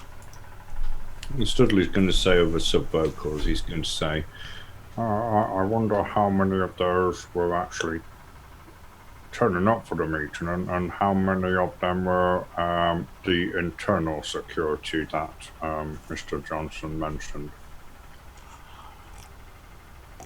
Yes. Excellent. Billy Bob's gonna, he's just gonna turn around and say, doesn't matter now, no one else gets in. Okay, so is there anything that you would like to do as you guard this premises? So currently, Bodhi is currently monitoring the camera feeds. And looking for anything suspicious on there. Billy Bob is stood at the entranceway there, and Studley, you're moving around. Yeah, go for it, Studley. So as soon as everybody's in, Studley wants to cast a mana barrier and cover the. So spell casting plus magic. What force is it coming in as? I'm going to use 6 pieces of Cinnabar to set the. I'm casting it at force 3. Okay. But setting the limit to 6. Okay, cool.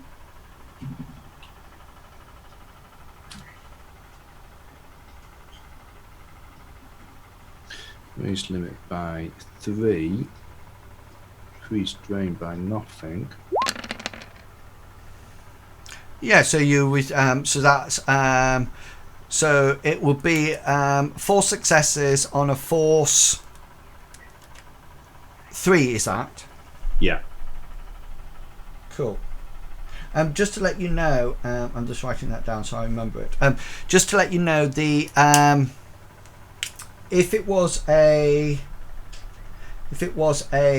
magic, you know, like your magic lodge. If you were in that, then that would automatically have a positive background count for you, and a negative for anybody who's in it. So your spell casting is actually, you do it a lot better. Which is what that guy had in the last adventure. Possibly, yeah. But so if you wanted to do any really tough magic, you would actually do it in your own medicine lodge, in your your magical lodge. Sorry, and that would be positive. But if I came into that lodge or that circle as an outsider, I would have that negative dice roll to me. Okay. So it's beneficial in with you. Okay, and then once that's now being sustained by his quality of focus concentration, which can sustain a 3rd level and a rating 3 spell. Oh, is it any rating 3 spell? Yeah. Yes. Yeah. Yeah. Cool. My other one is my foci that I got. That's limited to sustaining health spells. Yeah, that's what I thought. Okay, then which is what I'm going to cast now on myself.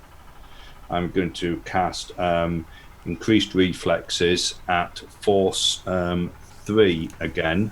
Yeah. But using my reagents to set the to raise the limit to have a limit of 6. Yeah, cool. Off you go. So you resist drain, so you got 3 successes, so that'll be 3 additional dice, and 1 additional dice and plus 3 to your initiative roll, isn't it? Yeah. Yeah. Okay. Yeah. So make sure that's in place as well. And that's been now sustained by my foci. Cool. Yeah. So those are now active in the astral plane as well. You know, it's not providing a conduit, but it's actually working. Yeah. Okay then. So anything else that anybody would like to do? No. Okay then. So And then I'm going to keep an eye out with perception. yeah. What I'm going to be assuming that you are doing is keeping an eye out round about at all times. So I won't ask you to roll a perception ever, but I might just tell you what's happening.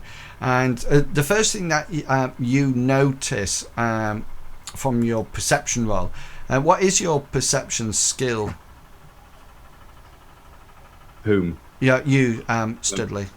So my perception dice roll is 8. 8. So if we buy 2 successes, that's fine. So what you notice is just in that clump of trees a little bit down from you here, you notice that somebody stands up.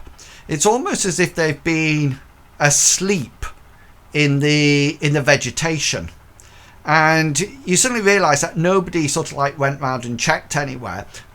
And he's sort of like, he's a bit like a zombie. He sort of like sits up and looks round, and he seems to be human, but very small human. He's not a child, and he's not a midget or anything like that. He just seems to be small and quite thin and scrawny, and he just sort of like sits up as if he's been lying down for a nap, and he sort of like then sits up. How's he dressed? He seems to be dressed in what can only be called as it's almost like a jogging outfit that is not its best. It seems to have something like jogging pants on, jogging bottoms, and then what appears that are grey, but there's a huge amount of dirt on them and everything. And he also seems to have like a vest top with what appears to be a jacket over it. You think the jacket has probably seen a lot better days. He's got sort of like tears in it everywhere, and he's very much sort of like he doesn't look fashionable. He looks a little bit strange, to be honest with you. I think that's the best way to describe him. He appears there. So so he appears just here. So he's out of camera shots from Bodhi, and the tree is probably covering him from Billy Bob, but you actually see him as he sits up. Yeah. So as soon as he sits up and as soon as Studley sees him, Studley's going to walk over to him. Yeah, let me put on a random token for you. Oh, then I can get to moving. So yeah, there he is. So Studley's going to walk up to him, and as he gets closer, he's going to say, "Well, that's a bit of a weird place to take a nap." Yeah, and he sort of like looks at you and he says, "I'm sorry, I think I slept in." Yeah. How long is it since you last ate? Food. Yes. Last night, I think. And he sort of like gets up, and he how tall is Studley? The Studley is 177 centimeters. Right, so which is not that tall, but this guy's even smaller than you. Billy Bob, roll a perception check for me, please. You can add on any bonuses you have for healing, for hearing, which I don't. Do you have any? No, I don't think you do. So just roll a normal perception check. 4 successes, yeah, brilliant. So you actually hear this conversation. You could probably step back a couple of steps and then actually visually see the scene that's going on. Yeah, sorry, Studley. I believe there's a very good pancake shop just at the far end of University Street. He sort of like looks at you and says, What are you doing here? Sorry, as this conversation going on, I see Studley's in conversation, so Billy Bob's going to start patrolling around. Okay. He sort of like says this small, sheepish sort of man says to you, Studley, what's going on? A few of my friends are practicing their wedding vows in the pavilion. They're looking at maybe having their wedding here. It's a real nice place. Oh, I see. Were you not invited? No, unfortunately, I was late, and I'm only the second uncle, so I will of course just be giving out hymn books probably at the. He sort of like leans in towards you, and you suddenly get a whiff of body odor and things like that. You don't think he's had a bath or a shower or anything like that for some time, and he sort of like gets really close to you, and he sort of like says, why is that orc walking around? I think he's just taking his morning exercise. Anyway, what do you think about maybe some pancakes and some soy calf? I'm quite happy to provide you with the necessary credits if it's been some time. Oh, he says. He says that would be nice. He says. Yes, well, I'm sure I can help you out there. Right. Studley will give him 50 credits. Okay, yeah, and he sort of like holds out his sin and it's his comlink to receive them, and it seems to be very old-fashioned. It's a bit like you guys have all got your iPhone 10s, and he's still on one of those flick Nokia ones, and he sort of like accepts it, and he stares at you for a while, and then he says, "You're a mage, aren't you?"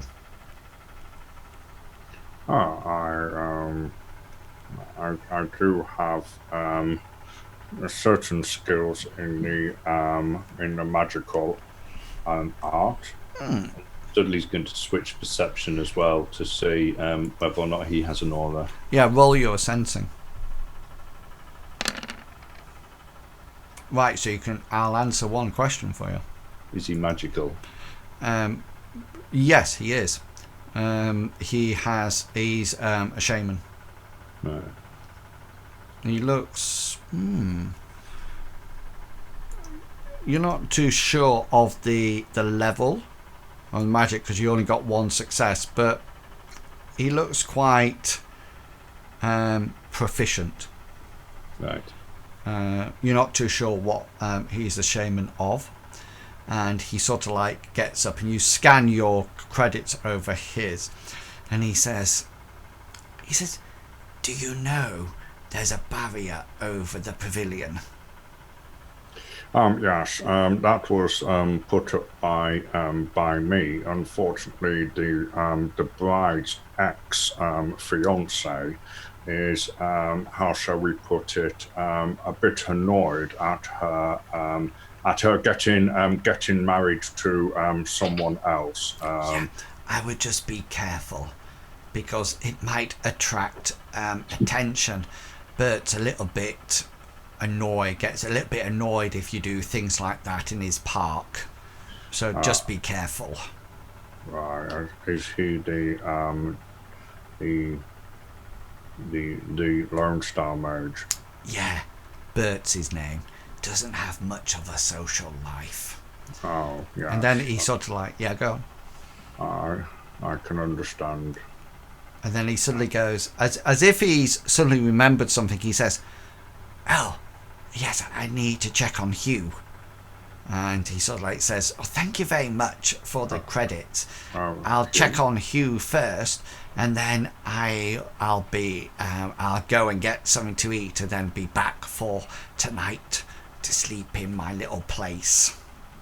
Yes, well, yes. Enjoy your food, and there may even be enough for a yes. And you see him, he comes off the camera feed as he goes off to University Soon as Street. as soon as he's sort of like walking away, Studley's going to say to Bodie, if you could keep an eye on that gentleman, make sure that he actually leaves the park. Bodhi will send a message back saying, "Will do, no problem." Yeah, and Watching you notice that he passes. He actually comes down and comes out of this exit on the park. You notice that when he gets to hear Bodhi, he seems to go across to one of the agricultural drones, and he sort of like watches it for a while, and then he taps it on the head quite rapidly, goes da da da da da, waits for a while, and then he sort of like shrugs his shoulders and heads out of this this thing. So yeah, Bodhi will relay that in messages to everyone. So he says he left by the main entrance on Seamcast Street. He did stop to look at one of the park drones though. Seemed to bash it on the top a little bit, but nothing happened. So he just shrugged and walked off. Keeping an eye on that drone as far as I can as well. Okay, so Studley, are you going back to patrolling, and Billy Bob going back onto guards, or what are you two going to do? I'm going to continue patrolling, but I'm going to drop the mana barrier. Okay, so you will be sustaining that, and Billy Bob, are you going back to stood on guard? You said Billy Bob. Yeah, Billy Bob also wants to go around the flower bed areas, make sure there's no one else like sleeping. Okay, so it's while Studley, you're moving around the pavilion, and Billy Bob's in the undergrowth trying to see if there's anybody else sleeping. And Bodhi, you pick something up on the cameras that you think is worth mentioning. There seems to be a guy walking quite briskly. He's dressed very smartly, but in a very colourful suit, and he seems to have he's human, but with him he seems to have two orcish females with them, and you sort of like notice them because they are quite big, and sort of like walking. He's walking very briskly, where most of the people around this area are sort of like casually walking. You don't think he's a wage slave. He looks too well dressed, and they're coming down. It looks like, I'll just draw on for you their pathway. Looks like they're doing that pathway at the moment. Okay. So as soon as Bodhi recognises this, he's going to send a message to both of them, both Billy Bob and Studley, saying 3 suspicious people walking this way, 2 orc females, 1 human male dressed in a very colourful suit. So he does that sort of like around here-ish, and then when they disappear from that camera and then appear on this camera. Yeah, well, they'll come round that, and Billy Bob, you will see them approaching. Yeah, you're still in the undergrowth checking when that's happening. So when you actually get back, you're probably where you're probably stood there, and he just sort of like comes up to you. You notice that he's got a whole load of jewellery on, and he's not looking up or anything. He seems to be marching towards the pavilion, and you're sort of like, you step out the undergrowth into his way, and he sort of like stops, and he sort of like looks up, and he says, "Get out of my way." Billy Bob's going to turn around and he's just going to say, this area is off bounds for the time being. "I'm late for the meeting." I'm sorry, sir, but no entry after this time. He says, "I'm sorry, you're just a grunt. Get out of my way so I can attend the very important meeting." Not going to happen, sir. "You do realise what will happen if I miss that meeting?" No one's coming in. Strict orders.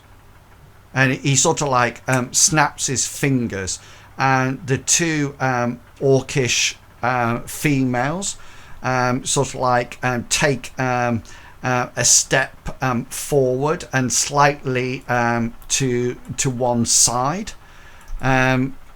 Studley, you can see this happening. So Studley's going to, as soon as he sees that there is somebody at the front, he's going to start heading up. Yeah, so they seem to be carrying. You notice that they are armed.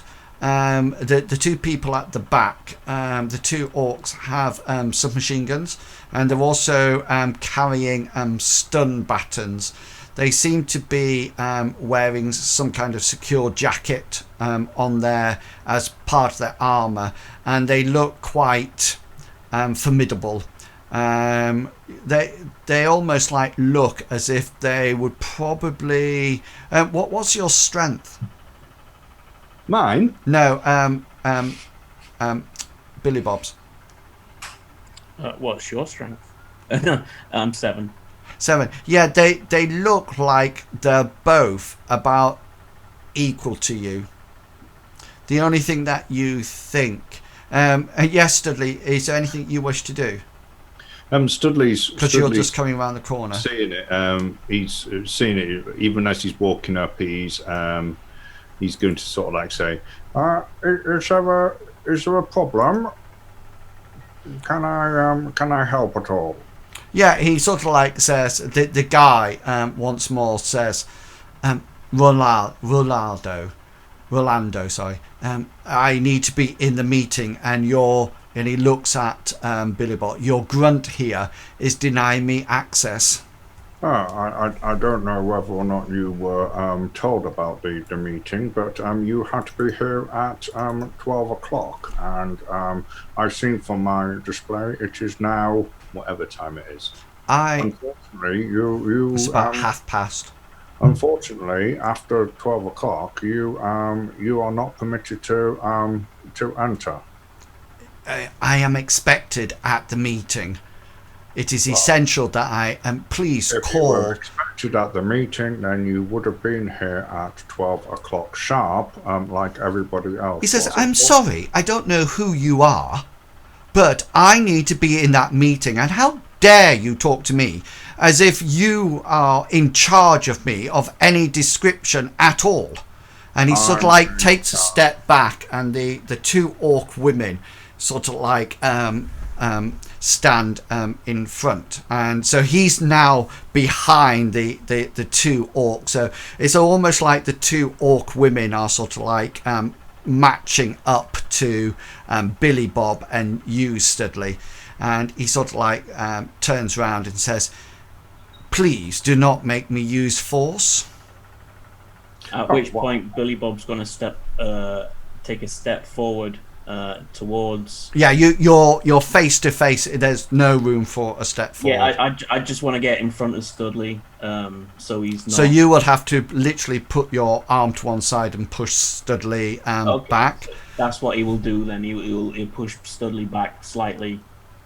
Yeah, and so Studley, you're pushed slightly back by Billy Bob, and the guy says once more, he says, do I really need to use force? Well, by all means, you can use force, and then after dealing with us, you can then deal with law enforcement, which would be here because you've used force, and then maybe when you actually get released from the... Okay, roll whichever skill you're trying to use to... well, it's practically intimidation, so roll your intimidation skill check. I'd say it's more negotiation. No, because there's threats involved. And the general tone of it is more intimidation in any case. Does he get a plus, seeing that I'm there? And yeah, well, that'll probably cancel each other out because he's actually outnumbered because there's 3 of us and 2 to you. We have the feeling that we need to be inside, and he sort of like, what did you get? 1 success. He says to you, either call the person to let us in, or letters in. Those are the only two choices you have. Otherwise, my bodyguard will ensure that I get into the meeting. Well, I'm doing neither. So, Billy Bob's going to turn around and say, why don't you call the person? Okay, yeah, so he says, no problem then, I will call the person.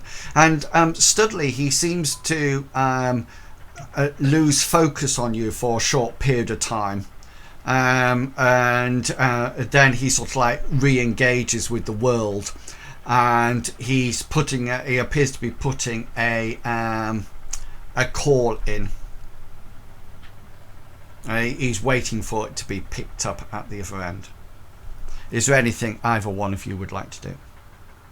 Sorry, can you say that again? I got distracted. Yeah, sorry. He sort of like he seems to lose focus on Studley for a while, and then he sort of like comes back, and he appears to be waiting for a comm link to be answered. Is there anything that you two would like to do? No, Billy Bob's just going to stand his ground.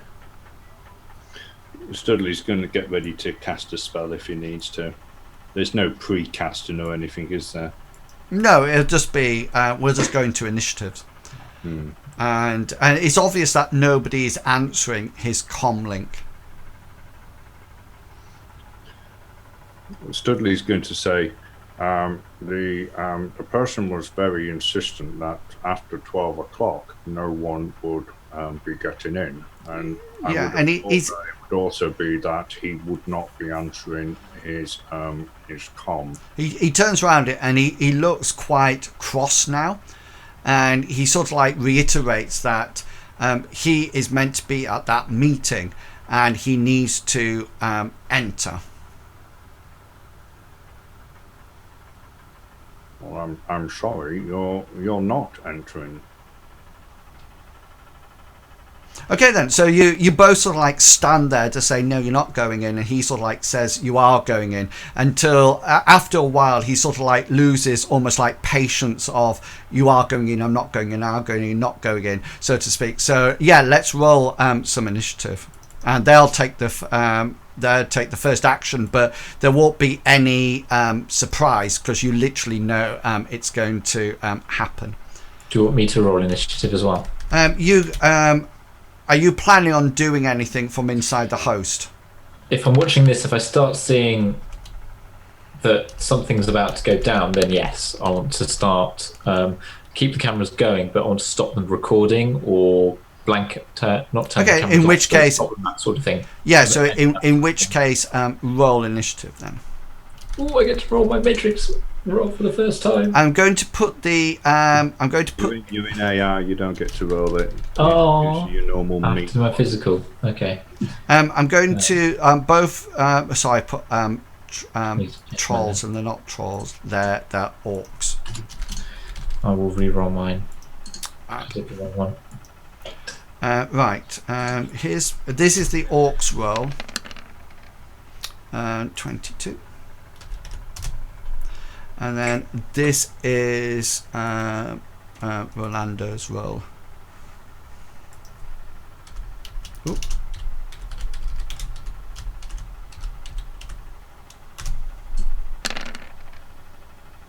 20.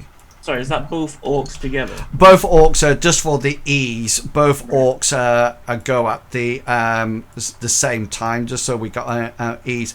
Studley, what's your initiative modifier? Your plus? It's currently 9. Okay then, so Rolando is only at 4, so you will actually go before him. Okay then, so Billy Bob, you are first up on 23. What would you like to do? Billy Bob's...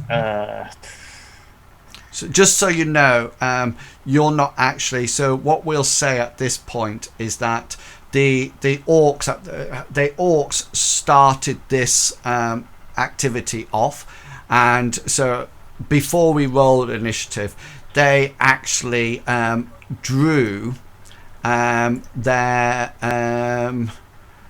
submachine guns. It's HK 227, and they sort of like draw that. So that initiated combat. So they are going to shoot Billy Bob. So don't feel that you're initiating combat. They've actually initiated it. At which point, Billy Bob's gonna extend his hand blade. Okay. Take a swipe out of one of the Okay, cool. women. One of the orcs, yeah, go for it. Equal rights and all that, Yeah, so she gets 2 successes on her dodge. So that's net 4 successes, isn't it? And then this is her her armor roll, which is 6. So your AP 2, so that would be 4 successes from the armor plus her body. She gets 7 successes from her dice roll, her soak roll, which I think what was your? It was 6. 6 was a total of 13. So hang on, I got 2 successes. You got 6 successes. So that's 4 successes. So that would be that'll be 13. She takes 7 of them off. So she will take 7. Is it physical damage? Yeah. 6 physical. Say again, sir. 6 physical. Thank you. Yeah, that's orc 1. I still don't know how to work. Okay then, and then this other one now, of course, you attack both the both now. So you've done damage to Orc 1. Okay, then just so you know, then it's our turn, I think, on 22. So they release their submachine gun in semi-automatic fire.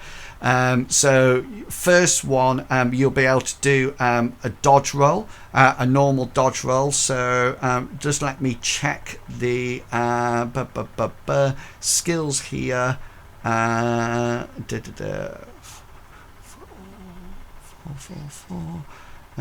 agility. 8. Okay, so the first one releases a burst of semi-automatic fire. Gets 2 successes, so roll your dodge. Yeah, so as she sort of like fires it off, you manage to avoid those first bullets, and then the next one fires at you as well. So this dodge will be at -2. Right. Okay. She only gets 1 success on it.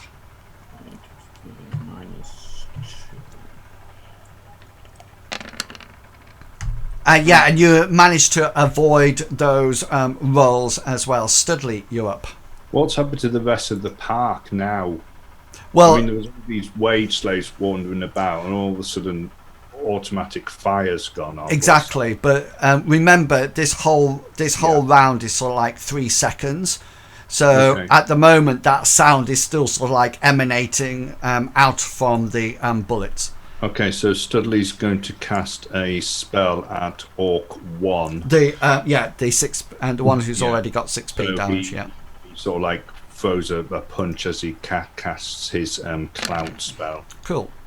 So this be normally I would roll 11 dice, but I've already dodged once this round, so I'm down to 9 dice for the dodge roll. 4 successes. Yeah, you dodge it. I dodge it. Cool. So you do it, but the orc seems to be concentrating more on firing, and probably the gunshot sort of like did your aim out. The guy ups after you on 20, and he seems to be he sort of almost like loses concentration on the world, and you're not too sure. Roll. So anyway, you can't roll it. He seems to be doing some kind of magic, but you're not too sure what. Bodhi, you're up on 8. Bodhi wants to get a mark on camera and pinging at the moment. So the one that they're in that's looking at all the combat. Yeah, so that's fine. You're within the host, so you don't have to do the site firewall. So it just be double the rating. Yeah. So go. Do your hack on the fly test. Yep. 3 successes. Yeah, I get 2 successes. So you've now got a mark on that camera. Okay, and now we need to change initiative, please, guys. So everything will reduce by 10. You can just take me off if you want. Yeah, cool. And yeah, Billy Bob, you're up on your next pass. So the other orc, he's gonna take a swipe at the other orc now. Orc 2, yeah, got you. Yeah. Handblade. So that's 11 dice. 5 successes. 4 successes, so you get 1, so that'll be 10p, won't it? Armored 6, 6 minus 2, isn't it? 14 dice. So she can have a full dodge because she hasn't dodged this roll, and she gets 4 successes. Is that 5p? How many successes did she get? Sorry. On Billy Bob's attack, he got 5, and the initial, and I dodged it with a 4. So that's okay. So you're looking at 10p, and I've got 4 successes. Okay, so you're looking at 6p. 6p. Yeah. So she's down to 4 physical at the moment. The orcs are next. So they fire off another automatic fire burst from their submachine guns. So normally, both of them have got 2 wound penalties now. So they will be at -2 to their roll. So they're at 5 dice now. So this is Orc 1. So yeah, so 2 successes. Dodge it first. Yeah, and you managed to dodge out the way of that first hit, and then this is the second one firing at you, Billy Bob. So another dodge roll, but you're at -2. She gets 1 success.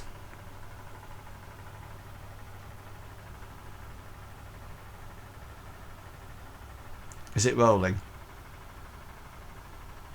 Billy Bob. You're just typing in by the look of it. Cool. 3, yeah. So you managed to avoid both gunshots back at you. Studley, you're up. Studley's going to cast exactly the same spell at Orc number 1.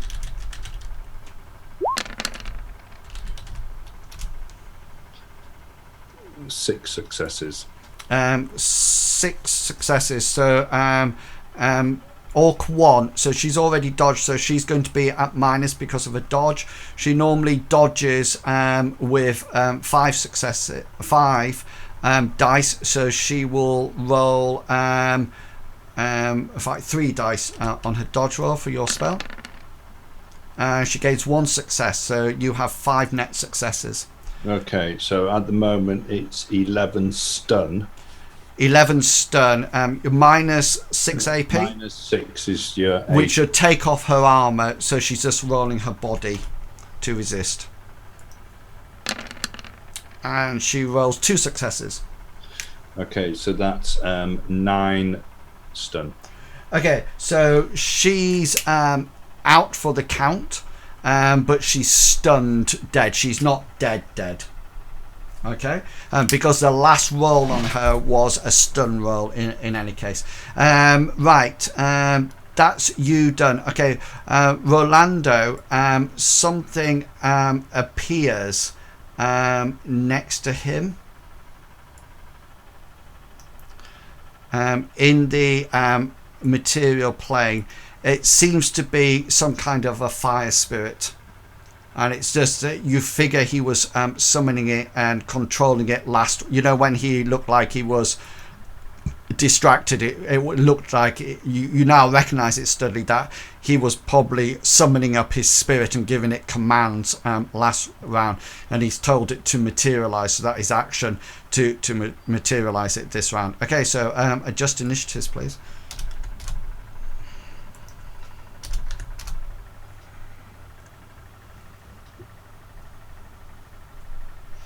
Cool, so Billy Bob, you're up first. Orc 1 is down and unconscious. There's still Orc 2 up, and she's down to 4 physical on her. Okay. I think. So, And then there's the guy behind, the guy in the suit, and then you can just see this flaming, sort of like living flame thing that has materialized next to him.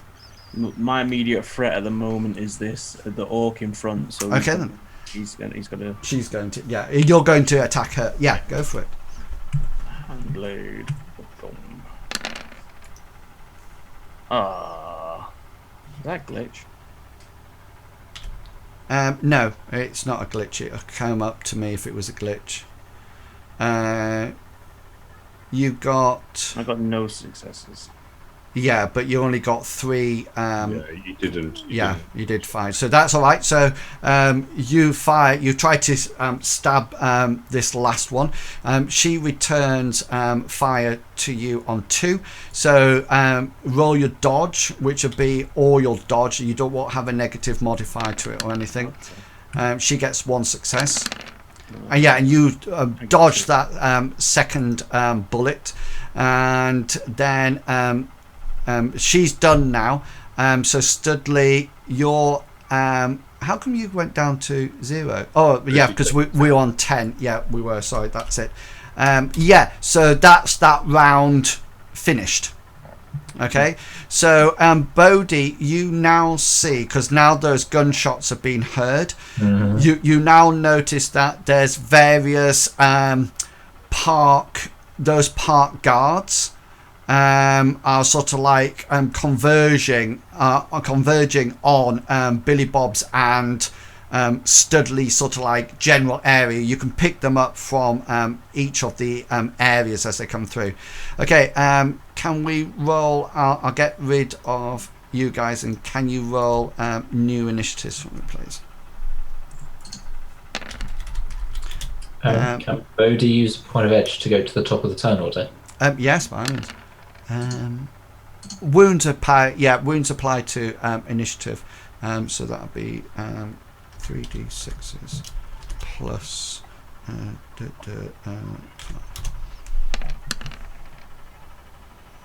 That's 14 for that one, and for him it is.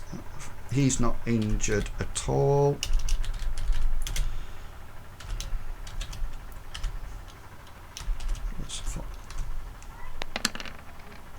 And he's going on 22.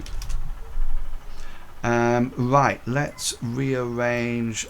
You want to go to the top? I'll go first, yes, so please. that'll be 23. We'll put you there, and then everybody else is in that order. Yeah. So yes, Bodhi, you're up first. So first thing Bodhi wants to do, he wants to use a free action to send out a comms to both of them and say, "Park guards incoming." And then he wants to do his main action as a control device action on the main camera that's picking up all this combat. Yes. Okay then. Yeah. So what do you wish to do with it? So he wants to get a control. He wants a control device, and he wants to stop it recording. Okay then. So roll your control device. I'm going to use edge and re-roll that one. Okay then. Or can I do that? Can I use more than one point of edge in one combat round? Yeah.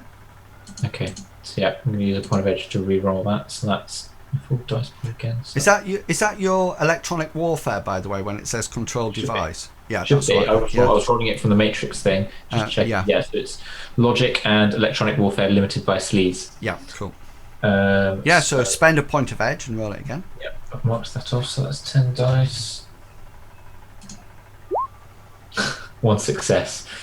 Okay then. So this gets its device rating doubled in order to resist it.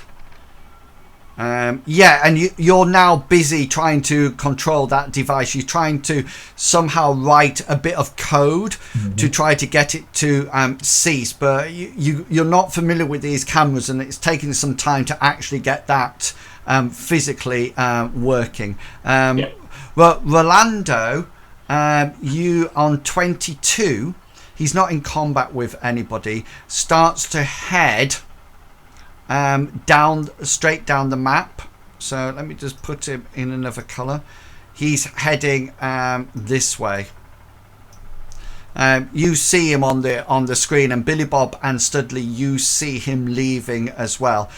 His fire spirit, fire elemental, fire spirit is still there, Studley. You're not too sure what it's about to do, but it's definitely still there. Billy Bob, you're on 18. Okay, at which point he's gonna subtract his hand blade, and he's just gonna take a swing at the chick. Okay then. So free action will remove your hand blade. So just a roll on this. She's dodging with 5. 3 successes. She gets 1. So that's 4 successes. That's 13 stun. Oh no, you do 11 stun before your. Yeah, but it's physical.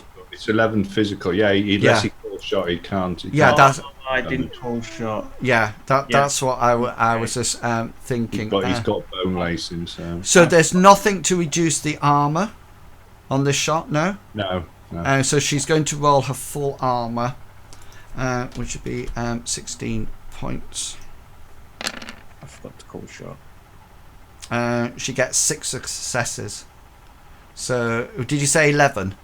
Yeah, so it'd be 5, which is enough. She's only got 4 boxes left.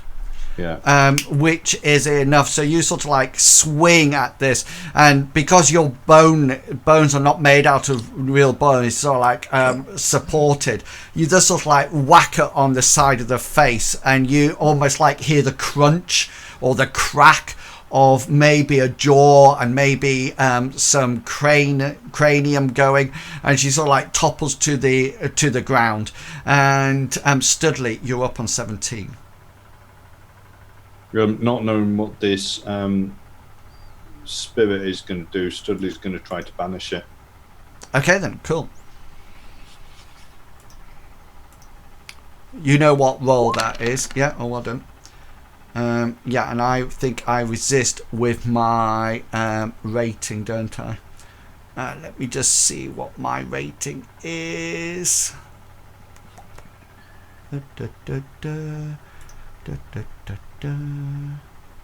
Rating 12, and it goes mental and goes and just burns the park down.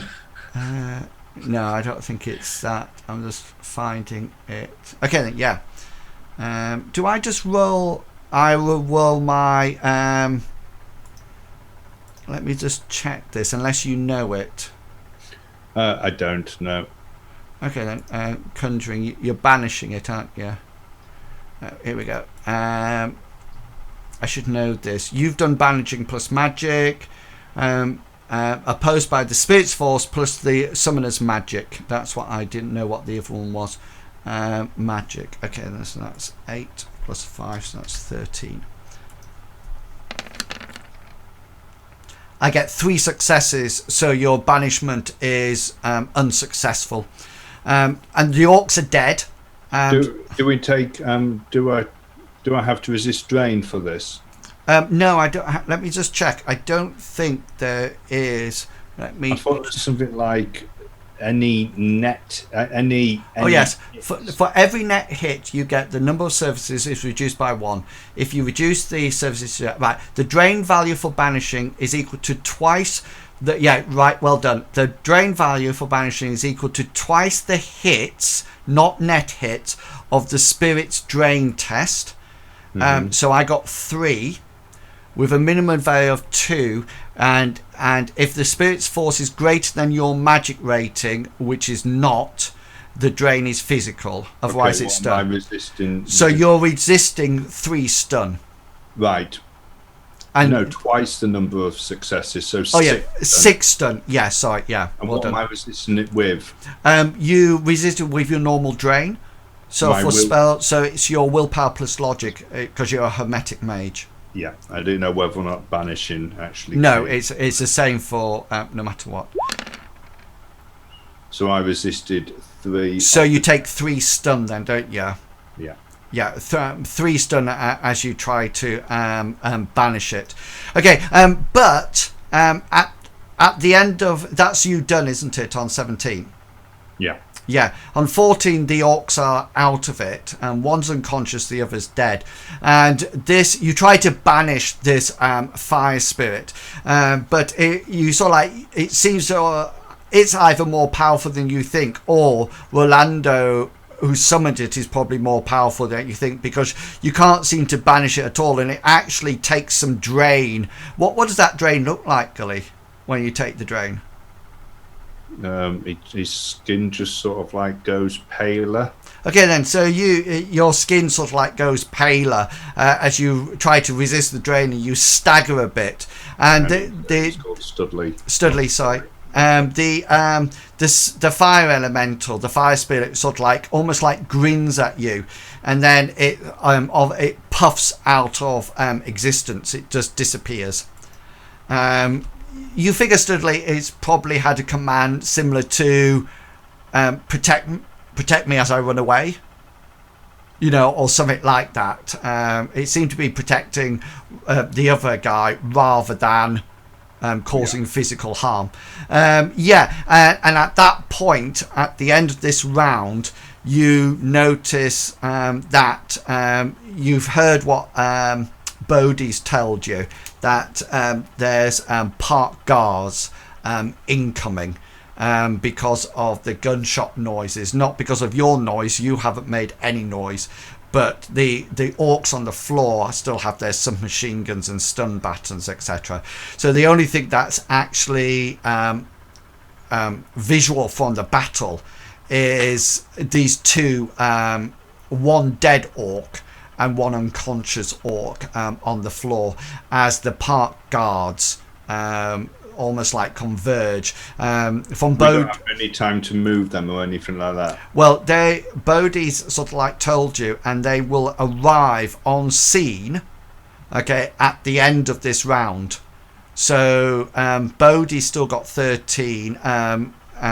Rolando's gone. Orcs have gone. So all of you, and Bodhi, you have another 2 things. Billy Bob and Studley, you have another 1. Because the change of initiative within this 3-second round will take you down to 8 and 7. So is there anything you would like to do, Bodhi, starting with you? Yes. So Bodhi, has he managed to get? I'm assuming he's not got control of that camera as yet. No, not yet. I don't know. I'll ask the question. I don't know if he needs control of the camera to do this, but he wants to work out where the camera feeds are going to. Are they being streamed straight off to another host, or are they being stored on that host? They're stored on. It looks like it's 24-hour storage. They store it for about 24 hours in the in the camera. So he wants to locate that, and then he wants to do an edit file on it. Okay then. So roll your edit file on the past 24 hours. That won't include what's just happened. Oh, that won't include just what's happened. Because I'll explain what I'm wanting to do. So I'm wanting to edit the file so that it looks like, to change it so that the orcs open fire first. They drew their weapons They first. drew their weapons first, but he wants to make it even more obvious and that they open fire first. Right, okay then. So Billy Bob's face out, and then make it look like he's defending himself. Right, so that's quite a big task. A lot to do, I know. Well, it's a bit with MS Paint. So so roll your edit file roll. Studley and Billy Bob, what would you like to do on your next initiative pass? Studley wants to use. He wants to cast a spell using Trid Phantasm. Yeah, nice one. And to the directly in front of them, as far as he can see, he wants to do the sound of gunshots, like automatic fire. Whereabouts are you? So ping where you want it Well, to. it's got to be in line of sight, and Yeah. the other guy ran this way. So I don't know. Maybe I can see to this street. I don't know the distance, but it's wherever it is, however far he can see going south. Okay, so tell me, what is tell me the purpose of this? Right. So at the moment, the guards are converging on where we are, because Yes. that, of course, is probably where they heard the gunfire from as well. So my thought was that if they hear gunfire from further out, then one group of them might go in that direction. Right. To see where that group goes, and it's one group. Yeah. So I don't think they would both suddenly think, "Oh, it's over there now. Let's go and think," because there might be somebody dead or injured. So there's two groups, so they're definitely split up. So 3 successes, and you take 1 box of stun damage, don't you? Yeah. Yeah. Okay. Cool. Okay then. So So Billy Bob, what would you like to do? You will actually go slightly before Billy Bob. You've started to edit the file. I got 3 successes, so you've only got 1 success. So that will be the number of net hits. That if anybody does check it, that's how good it is. Would I be able to? Is it too late to say that I need to re-roll it, or I want to re-roll it or not? It's too late to say that you want to use edge, if that's what you're asking. That's fine. Yeah. No, that's fine. And if you want to redo the skill, then you'll be at -2. Yeah, no, I'm not going to do that. Okay then. Yes, Billy Bob, what would you like to do? So Billy Bob's gonna turn to Studley and say, "Should we get out of here or what?" Get rid of the bodies. Okay, so he's gonna pick up the dead one. Yeah. And I can't see. 2 seconds. I need to shrink the map. Shrink the map.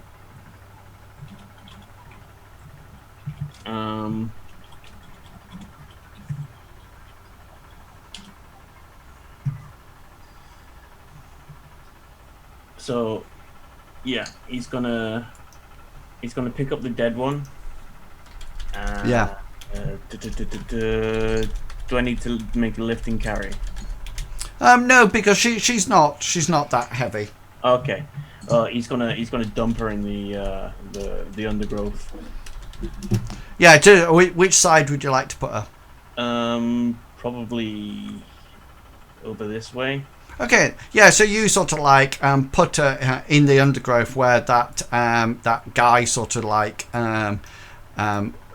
went. Yeah. The guy who sat up beforehand, and you sort of like put her in there. Then you come back for the next one, and that's the end of the round. So that's where two of the park guards come round into your thing. They sort of like notice they don't have weapons drawn or anything, but they are armed.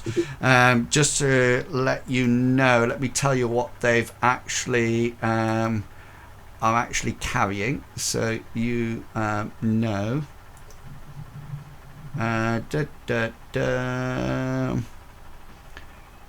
Yeah, they seem to have some kind of anti-personnel Fletcher rounds or something like that. They don't look like Browning high powers. It looks more like shock and stun, what do you call it? Like a tranquilizing sort of like thing. I figure tasers. They look like they have more tasers, and 2 of them come round the corner and they sort of like look at you, Studley, and Billy Bob as you come back on the thing, and they see the unconscious orc on the floor, and they turn around to you and say, "Are you guys all right?" And I think that would be an appropriate moment to leave it for this week. And then we can see what happens next week as the guards. And what you say and how you say it to convince a group of guards. So so brilliant. So before we go, what did all of you think about the adventure tonight?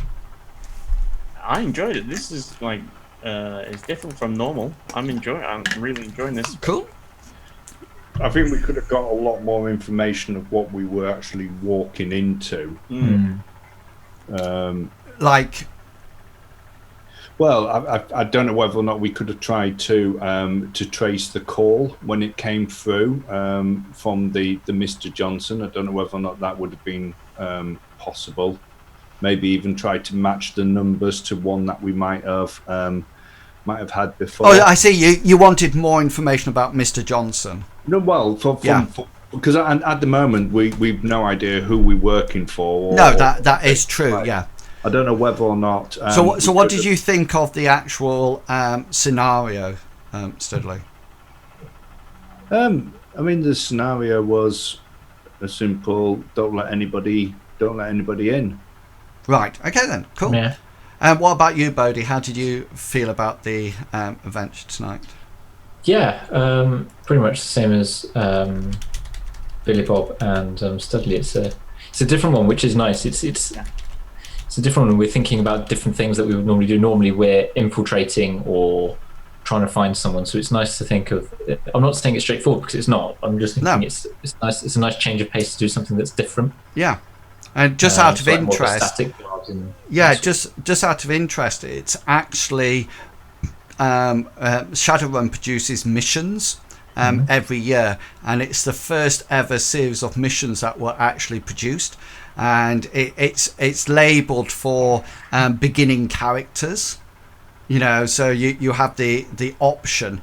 But I really liked it because it seemed to be a lot different than other things. So cool. Yeah. So brilliant. I'm glad you enjoyed it. So does any of you have any announcements before I say my bit? No. The next match is on the 25th. Say again, sorry. My next match is on the 25th. How 23rd, exciting! 25th. How's training going? It's going good. Yeah, I'll leave it at that. Cool. Well, fingers crossed that you bring back a trophy. That would be absolutely excellent. Yeah. You've won a match now, though, haven't you? I have won one. Yeah. Cool. Is that fixed though? No. What are you talking about? Wrestling isn't fixed in Wills. Yeah, it's not. You know nothing. Yeah. Excellent. Yeah.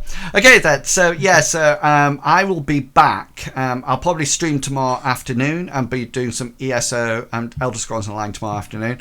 Thursday is this exciting conclusion. Exciting. Oh, it's been Are you really sure it's a conclusion in Wills? Well, hopefully it's like what I said on the Discord. I never know how much you're going to get done, but I think we left it. You're trapped like between the devil and the deep blue sea. I don't like how we're trapped. Yeah. So hopefully we'll finish it this week. That's a Call of Cthulhu adventure set in Victorian London, 1888.